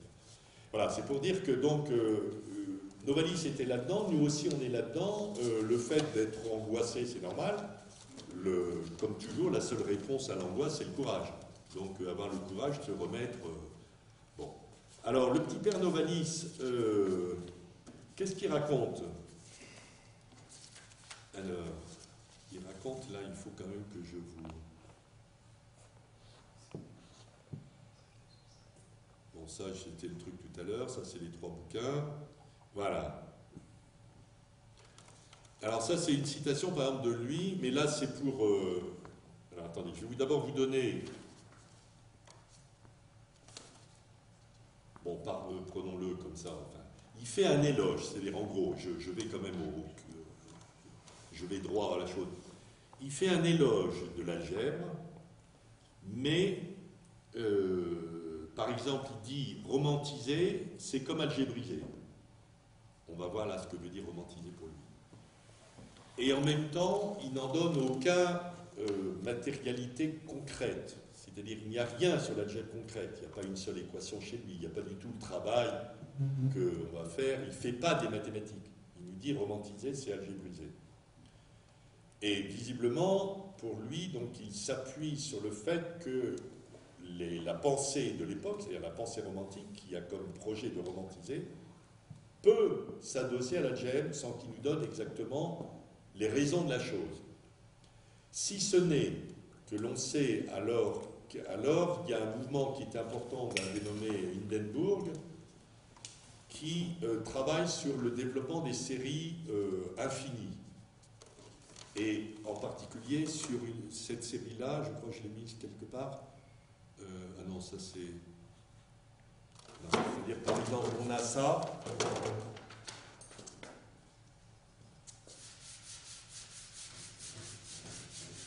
C'est un truc, là je l'écris en langage moderne, hein, mais pour que vous voyez l'idée.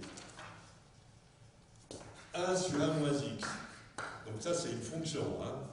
Quand x vaut 2, 1 moins 2 moins 1, donc ça vaut moins 1. C'est comme ça que ça va. Bon, il ne faut pas que... Il faut avec x différent de 0. Avec x différent de 1, pardon, parce que sinon ça ne marche pas. Et ça c'est égal à la somme infinie, n égale 0 jusqu'à l'infini, de xn. C'est-à-dire qu'on a un développement, alors ça vient aussi, enfin bon, peu importe, c'est ce qu'on appelle le développement,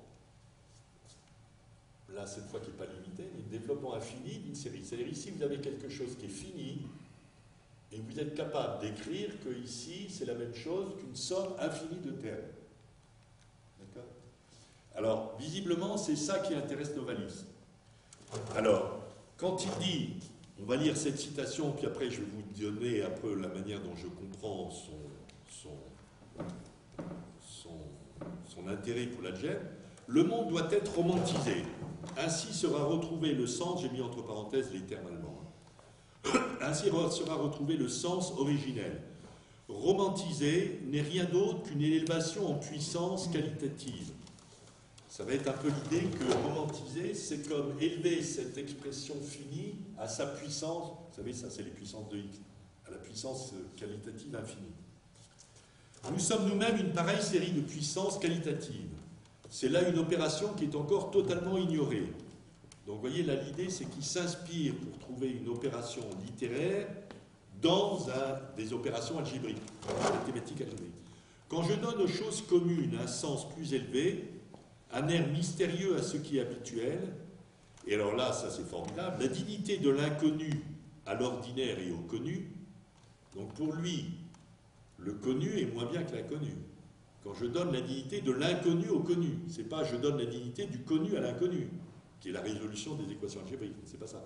La vraie dignité, c'est celle de l'inconnu. Vous voyez bien, il y a quelque chose comme la dignité, c'est celle du générique, c'est celle de l'anonyme, c'est pas celle de celui de l'identité.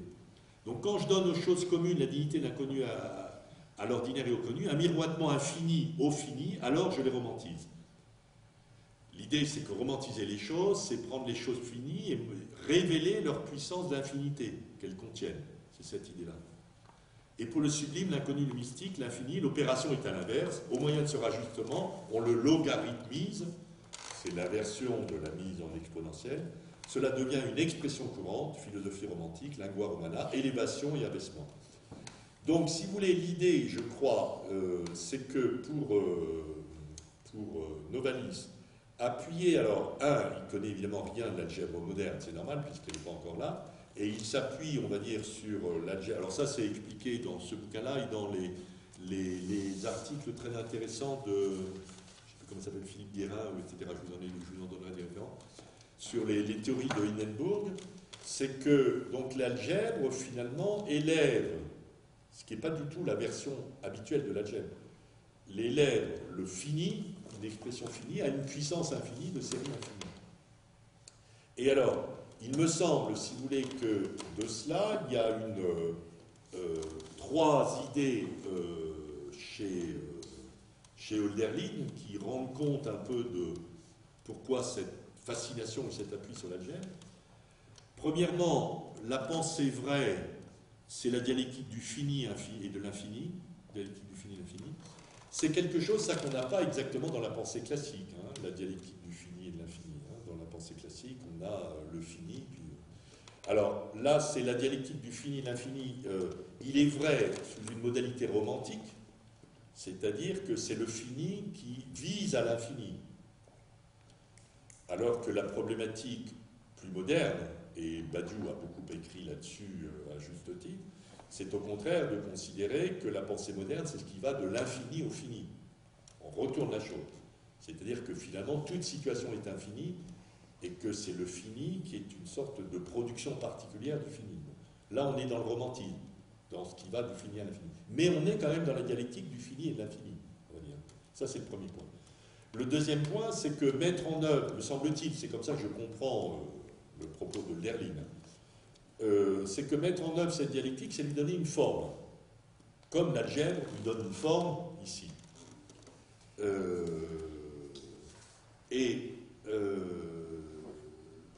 Donc c'est ça qu'il appelle un peu donner une forme, c'est ça qu'il appelle une expression. Exprimer quelque chose, c'est lui donner une forme. Alors ça, c'est le point très important, parce que si vous voulez, dans la modernité, la forme, c'est pas du tout l'habillage, c'est pas du tout dans la dialectique, vous savez, forme, contenu, contenant, contenu, ça c'est la conception classique de la forme, et la conception moderne de la forme, c'est que c'est pas du tout un habillage, c'est une structure, c'est ce qui structure la chose. Donc c'est pas du tout un habillage, c'est ce qui constitue la chose en lui donnant un squelette, ce qui l'ossature. De la même manière, bon, on l'a plus évidemment, c'est ce qui était dans l'opération de formalisation. Vous voyez bien que quand vous formalisez quelque chose en l'écrivant comme ça, vous lui donnez un squelette, vous l'ossaturez. C'est pas vous lui donnez un habillage. C'est d'autant moins un habillage que l'habit, il est vraiment un peu chiant, parce que c'est fait avec des lettres. Enfin, c'est pas un décor. Et troisièmement, c'est que la mise en forme de la chose, c'est-à-dire là de la dialectique finie-infinie, ça prend une double forme, une dialectique, qui est celle qui va être la nôtre, entre formalisation et formulation. C'est-à-dire formalisation et interprétation. C'est-à-dire que la mise en forme, c'est d'une part formaliser, c'est-à-dire lui donner un aspect de squelette. Là, ici, un squelette littéral. C'est le propre de l'algèbre. On écrit des équations. Les équations, c'est sec. Et, corollairement, on l'interprète. Mais que veut dire aussi l'interpréter? C'est qu'on la formule dans le langage ordinaire, cette fois. Ou dans le langage de la géométrie, d'ailleurs, peu importe. Mais enfin, on la formule de manière, cette fois, non littérale dans la langue, en particulier la langue vernaculaire, qui est celle de l'intellectualité, des intellectualités. Donc, romantiser, vous voyez, qui élevait le fini à la dignité de l'infini, ça passe, à mon avis, c'est comme ça que je comprends, c'est comme algébriser, parce que ça veut dire que l'enjeu, c'est la dialectique finie-infinie telle qu'elle est constituée dans le romantisme, c'est-à-dire la puissance d'infinité qu'il y aurait dans le fini. L'exprimer, c'est justement lui donner une forme, et lui donner une forme, c'est dialectiser quelque chose qui implique une littéralité, une figuralité, et le langage, la formulation dans le langage. Voilà. Alors, moi, c'est un peu comme ça que je comprends, sous toute réserve, la problématique de Novalis, son espèce d'enthousiasme pour l'algèbre, qui n'est pas développé, ses dénotations, etc. Et alors là, la chose aussi évidemment frappante, c'est que ça se traduit par un échec, parce que la suite du romantisme ne va absolument pas travailler dans ce sens-là. Il va complètement ignorer les sciences, et alors y compris dans la figure, disons, française de la chose, qui est beaucoup plus tardive, hein, qui est 1830, Hernani, etc. En musique, c'est pareil, hein, il faut attendre la fin de Beethoven, etc. Au contraire, le romantisme va se faire, on va dire, plutôt contre un point de vue scientifique, puisqu'il va avoir comme alter ego, comme ennemi, le positivisme. Il va être contemporain de la constitution du positivisme d'Auguste Comte, et il va y avoir une rivalité entre le romantisme et le positivisme pour dire qui est la meilleure expression moderne de la vérité. Le romantisme va dire c'est les arts qui détiennent la vérité, et le positivisme d'Auguste Comte va dire c'est les sciences qui les possèdent.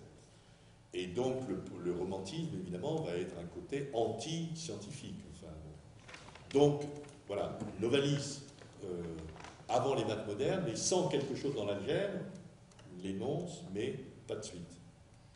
Alors, le petit père Marx, c'est la même chose. Enfin, c'est la même chose, c'est pas la même chose, mais je pense que j'aurai pas le temps de vous faire la réforme des maths modernes, mais on va m'en faire.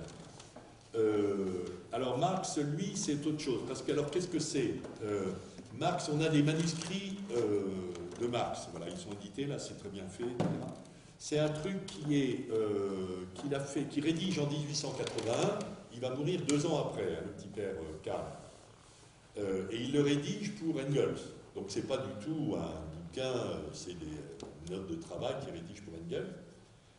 Et ça correspond à quoi? Ça correspond au fait que Marx dit que quand il est fatigué, il fait des maths pour se détendre.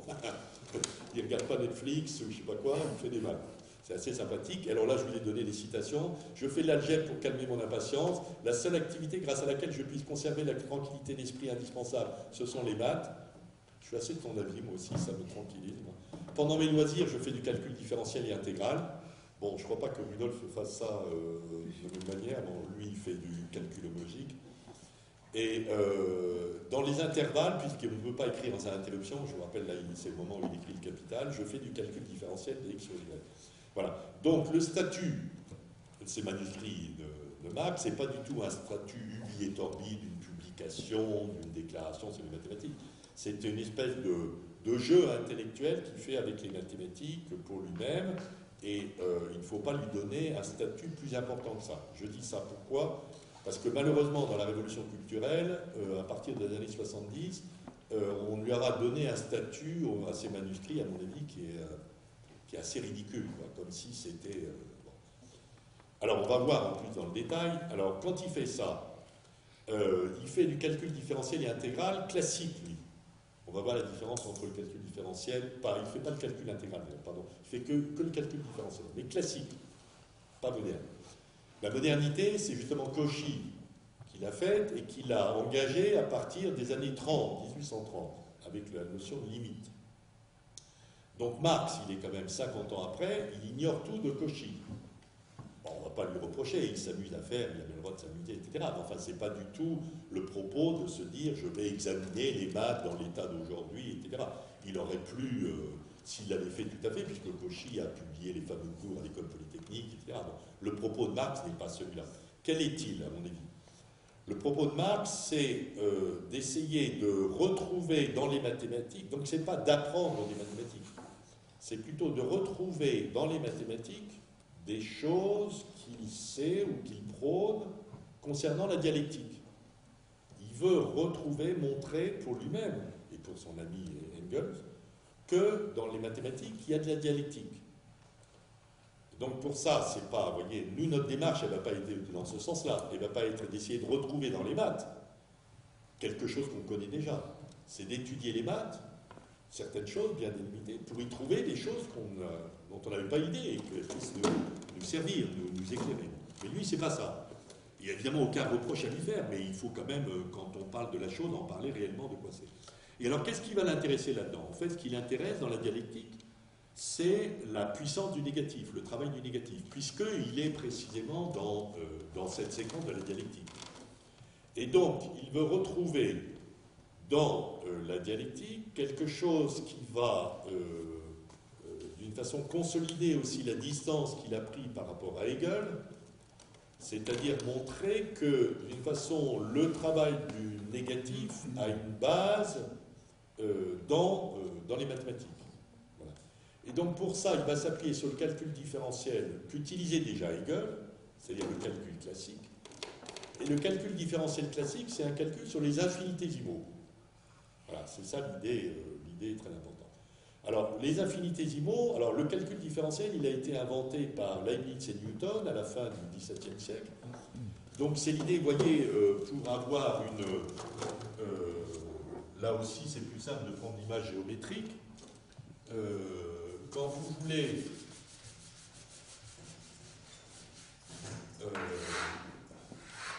vous avez une courbe comme ça.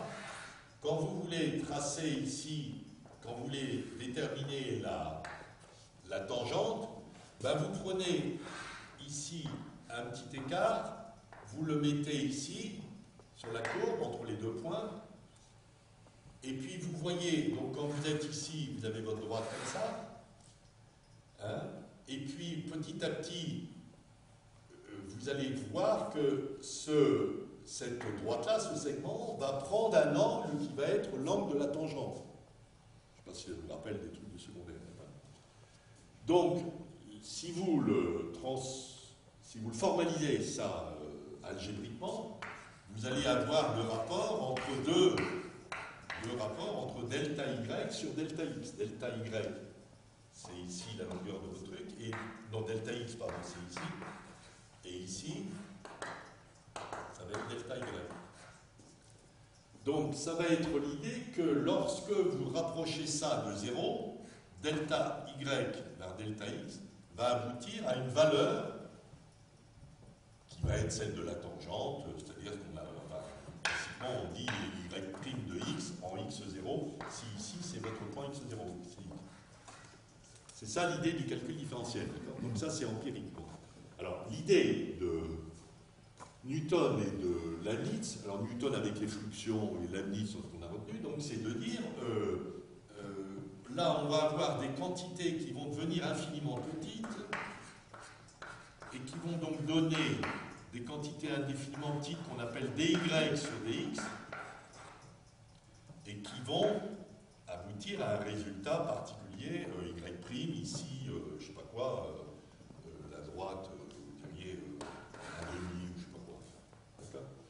Mais alors, sauf qu'à l'époque, pour raisonner là-dessus, eux, ils raisonnaient sur dx comme étant des quantités infiniment petites. Et dy, des quantités infiniment petites. D'accord ? Ce qu'ils appelaient des infinitésimaux. Le problème avec ça, alors c'est là que Marx, justement, va s'en emparer, en disant, ben donc ça veut dire comme dx, ça tend vers 0 et dy, ça tend vers 0, ça veut dire qu'on aboutit à cette formule contradictoire 0 sur 0, qui est indéterminée. Ça va être Marx va essayer de méditer là-dessus. Alors, première chose qu'il faut comprendre, c'est que cette voie des infinitésimaux dans l'analyse, dans le calcul différentiel classique, ne peut pas marcher. Alors, pour plusieurs raisons. D'abord parce qu'à l'époque, on n'a pas un concept de l'infini. On n'a pas du tout pour avoir un concept de l'infini, il faudra attendre Dedekind 1871, beaucoup plus tard, on n'en a pas. Deuxièmement, on a les nombres. Alors, ce que serait qu'un nombre infiniment petit, on en a encore moins de notions. Pour avoir une conception mathématique sérieuse de ça, il faudra attendre Robinson, l'analyse non standard, pour ceux qui peuvent connaître les nombres hyperréels, c'est les années 1960, et puis les nombres surréels de Conway, 1970. Au passage là-dessus, il y a un livre qui est un pur bijou d'Alain Badiou, Le nombre et les nombres sur la question des nombres surréels. Donc on n'a aucune, vous voyez, mathématiquement, on n'a aucune maîtrise sérieuse du calcul possible sur des nombres infinitésimaux. Et donc à l'époque, ils font ça par des approximations. Alors je vais vous en donner un petit exemple tout bête, mais vous allez comprendre comment ça marche, et on voit bien que... Il y a aussi la notion de limite. Pardon? La notion de limite. Ah non, mais ça c'est après, ça c'est Cauchy justement. Non, là on n'en est pas là, justement, tout le point c'est qu'ils n'ont pas la notion de limite. Donc, vous voyez, je vous donne un petit exemple, comment ils font. Si vous avez dx2 sur dx, alors vous allez dire que dx2, ça va être donc x, ça va être x plus dx au carré, pardon, moins x2. Ben oui, vous changez x2, donc vous l'avez au départ, et puis ici vous le prenez x avec un petit écart, x plus dx au carré, sur ça, et divisé par dx. Bon, ça vous le développez, ça va vous donner x2 plus 2x dx plus dx 2 moins x2, merde, ça crée bizarre, sur x2, d'accord? Sur dx, pardon. Bon, ça s'annule, donc vous obtenez quoi? Vous obtenez 2x dx plus dx au carré sur dx, ça vous divisez, c'est égal à 2x plus dx. D'accord? Ça, c'est purement arithmétique. Vous faites là une arithmétique sur les infinitésimaux. dx, c'est un nombre infinitésimal. Vous faites les mêmes règles arithmétiques. Vous ne savez pas très bien si l'arithmétique marche sur les nombres infinitésimaux, puisque vous ne savez même pas exactement ce que c'est. Et alors, quand vous arrivez là, vous dites que la dx est négligeable par rapport à ça. Alors ça, c'est le problème. Et donc, vous retrouvez que la dérivée de dx2, x2', c'est égal à 2x. Je ne sais pas si vous vous en souvenez. Enfin, donc, vous trouvez des résultats qui sont vrais, qui vont s'avérer vrais, mais selon un calcul arithmétique qui est pifométrique, parce qu'à un moment donné, vous dites ça, je le considère comme négligeable. Oui, d'accord, Jeannot, mais tu l'as considéré comme négligeable tout le temps. Avant, tu ne l'as pas considéré comme négligeable. Et alors, ce qui va se passer en plus, c'est que quand vous allez essayer de faire les dérivées secondes, vous allez à chaque fois avoir la même opération. C'est-à-dire, il y a des choses que vous aviez considérées avant qui sont négligeables. Non, maintenant, elles sont plus négligeables, on les met dedans, puis à la fin, on les néglige. Bon, vous voyez, on ne sait plus très bien ce qu'on fait. Tout ça vient de quoi? C'est-à-dire qu'à l'époque, on considère que cette formulation, c'est une formulation qui est une formulation d'arithmétique sur les infinitésimaux, sur les quantités infiniment petites. Or, on ne sait pas encore une fois ce que c'est que l'infini, on ne sait pas ce que c'est que des quantités infiniment petites, et on ne sait pas si l'arithmétique, pour les nombres rationnels, à quel titre elle vaudrait encore pour les nombres infiniment petits, et surtout pour la somme entre des nombres finis et des nombres infiniment petits. Voilà. Donc c'est pas très solide. Voilà. Alors, la solution, elle va être donnée, comme on l'a indiqué, par Cauchy, mais là, ça va être dans les années 1820, par la notion de limite. La notion de limite, ça va être de dire, on n'a plus besoin, pour faire du calcul comme ça, différentiel, d'avoir du tout des quantités infinitésimales, et le d, x et dy ne sont plus des choses, désignent des quantités infinitésimales, mais c'est un opérateur. Un opérateur, c'est tout à fait autre chose. Un opérateur de différentialisation, c'est-à-dire de passage à la limite. Et ça va être l'idée, bon je vous l'écris comme ça, mais c'est un peu... C'est-à-dire que pour savoir quand x tend vers x0, on n'a plus besoin de quantité infinitésimale parce qu'on va dire, bon je vous l'écris comme ça, je suis un peu désolé parce que là ça risque de terroriser la salle, mais enfin bon, on va dire que tout epsilon, il existe delta tel que si x moins x0 est inférieur ou égal à epsilon, je m'assure que f de x moins f de x0 est inférieur, non c'est l'inverse, inférieur à delta, sera inférieur à epsilon. C'est-à-dire, vous allez dire, toujours dans notre truc, là ici, x0 et x, ici c'est y, donc f de x0, vous allez vous assurer que vous pouvez vous approcher, être sûr que vous êtes aussi proche que possible d'ici, à partir du moment où ici vous avez contrôlé la proximité. Mais vous voyez, dans cette notion-là, il n'y a aucune quantité infinitésimale qui intervient. Donc, D, l'opérateur dx, ici, D devient un opérateur et non plus quelque chose qui mesure une quantité infinitésimale. C'est un opérateur qui rapproche x de x0 d'aussi près que vous voulez. Donc, on est passé dans le calcul différentiel classique d'une arithmétique des infinitésimaux, arithmétique des quantités infiniment petites, à un opérateur algébrique ou différentiel sur des quantités finies dont il n'y a pas besoin de présupposer de quelconque infinité. On a ici un contrôle de la chose. Alors Marx, lui, donc il n'a pas ça. Il aurait pu l'avoir, parce que ça c'était 50 ans avant lui. Mais enfin lui, c'est pas ça qui l'intéresse. Lui, ce qui l'intéresse, c'est quoi? Et donc le côté paradoxal et dialectique qu'il y a dans le fait que delta y sur delta x tend vers dy sur dx égale 0 sur 0. Alors pourquoi ça l'intéresse, lui, selon ses, encore une fois, ses objectifs propres? C'est que 0 sur 0, c'est indéterminé. Mais en vérité, dy sur dy, on sait bien que ça produit la tangente, donc quelque chose de déterminé. Donc lui, ce qui va l'intéresser, c'est qu'il va lire là-dedans, mais encore une fois, c'est pour retrouver des choses qu'il avait déjà dialectiquement, c'est que alors on va voir pourquoi c'est une dialectique de le travail du négatif. Le travail du négatif va permettre de faire un bond qualitatif de quelque chose qui devrait être indéterminé à quelque chose de déterminé. Puisqu'en vérité, dy sur dx, c'est y' de x en x sur 0, et ça vaut quelque chose, ce qui est différent de 0 sur 0. Donc, il y a un travail du négatif qui devrait aboutir à quelque chose d'indéterminé, mais qui aboutit à quelque chose de déterminé. Alors, pourquoi c'est un travail du négatif? Parce que, si vous voulez, pour deux raisons. D'abord, c'est que dans dx, c'est une double négation.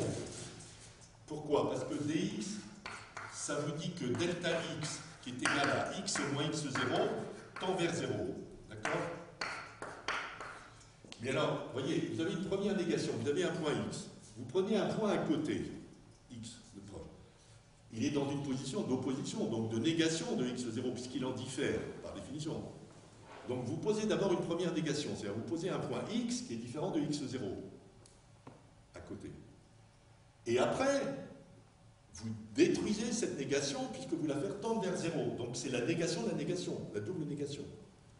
Donc l'opérateur dx, c'est un opérateur de différence évanouissante. Différence, première négation, évanouissante, négation de la négation, la double négation.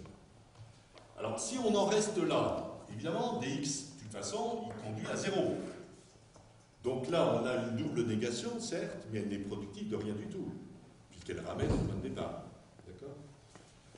Sauf que lui, justement, ce qui va se passer, c'est que par contre, lorsqu'on va faire le rapport entre deux doubles négations, c'est là que va apparaître la puissance créatrice du négatif, puisque ceci, au lieu de conduire à 0 sur 0, à quelque chose d'indéterminé, va engendrer du déterminé.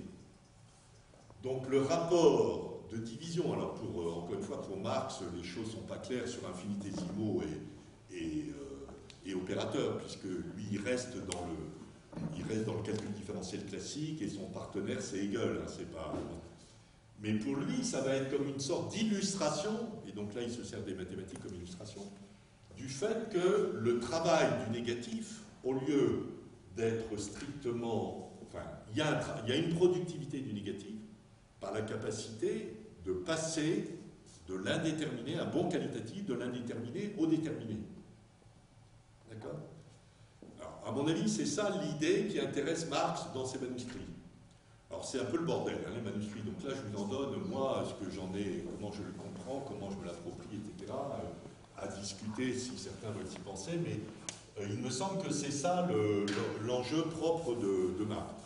Alors, évidemment, une fois qu'il a fait ça, pour nous, ça ne sert à rien, parce que mathématiquement, ça ne marche pas, pour les raisons que je vous ai indiquées.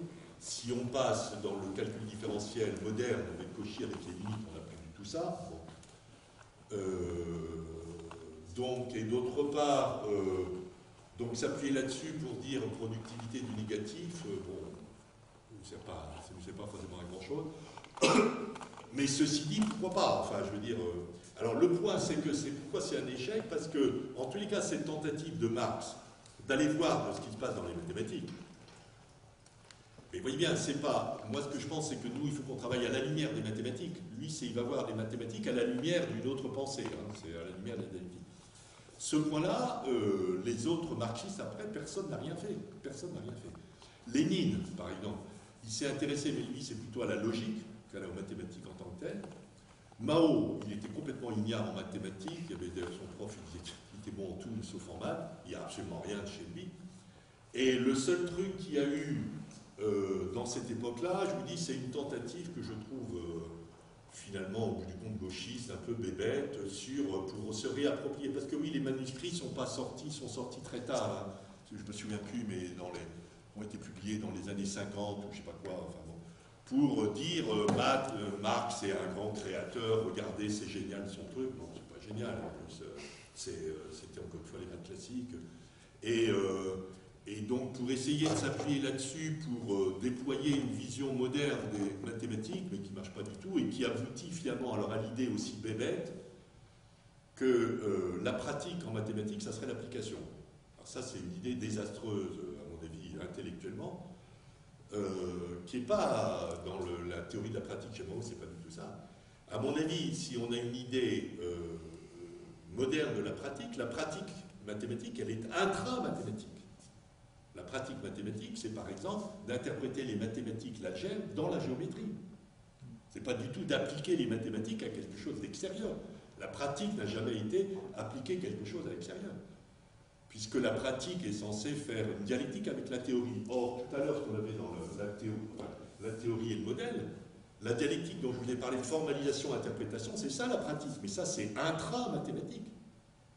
Donc, faire l'éloge de la pratique, certes, mais l'approprier aux mathématiques en disant la pratique mathématique, c'est appliquer les mathématiques, pas du tout. La pratique mathématique, c'est d'en faire. De faire des mathématiques comme on va essayer d'en faire. Et donc de dialectiser, par exemple, algèbre, géométrie, arithmétique, etc. Et la question de l'application n'est que la version, par contre, empirique, qui n'a plus rien à voir avec la pratique de la chose. Voilà, c'est pour dire que donc ce qui s'est passé malheureusement là, dans la révolution culturelle dans les années 70, c'est triste, quoi. Voilà. Et alors le point énigmatique, c'est comment ça se fait que le marxisme, alors il y a peut-être des exceptions, si vous en trouvez, ça m'intéresse, mais ne s'est jamais appuyé sur les maths, alors qu'à mon avis, on va le voir la fois prochaine, par une révolution, par adjonction-extension, c'est formidable. Enfin, je veux dire, il y a de quoi. Bon. Alors le seul évidemment qui fait exception à ça, mais c'est à partir des années 60, c'est Alain Badiou qui évidemment va au contraire reprendre appui, mais en voyant bien que Alain, pour des raisons, parce que lui en fait son objectif est principalement philosophique plutôt qu'intellectuel, il va plutôt prendre appui sur les logiques mathématiques, c'est-à-dire théorie des ensembles dans l'être et l'événement, théorie des catégories dans la logique des mondes, et théorie des grands cardinaux, mais qui est une sorte de développement ou d'extension de la théorie de l'ensemble dans l'immanence des vérités. La seule exception, mais qui est latérale, qui traite vraiment des mathématiques, c'est le nombre et les nombres, sur les nombres surréels, qui est formidable, mais qui est une sorte d'excroissance. Voilà. Donc, si vous voulez, le chantier, il est devant nous. Voilà. Reprenons, retirons parti des maths modernes. Ah bah, je suis pile poil. Je laisse tomber, tant pis, la réforme, parce que la réforme des maths, alors il y aura des trucs, vous verrez ça aussi, ça a été un échec, hein, ça a été lancé dans les années 60, tout le monde le connaît, enfin, facile à connaître, et puis ça s'est terminé en autre boudin.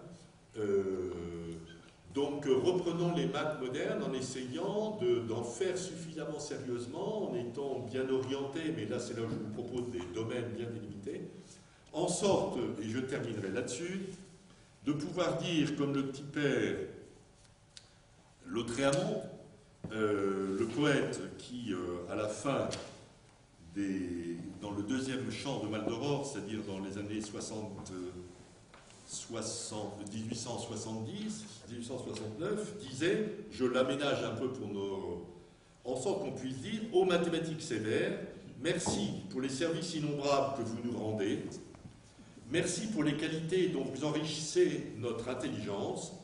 Sans vous, nous serions peut-être vaincus. Vous nous donnez la froideur, la prudence opiniâtre, la logique. Avec vos syllogismes, notre intelligence, sans s'accroître, ses forces audacieuses. Dixit Lautréamont. Je vous remercie.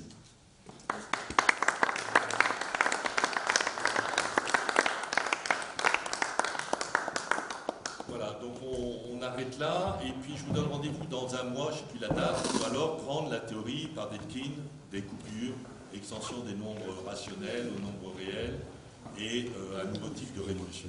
Oui. Donc inscrivez-vous sur la petite feuille, ceux qui veulent avoir des compléments, des discussions, etc., menons-le par courrier électronique, je vous propose, ceux qui veulent. Ça n'empêche pas aussi, si vraiment quelqu'un a des trucs, on se voit en dehors, hein, très bien de donner rendez-vous à un café, mais correspondant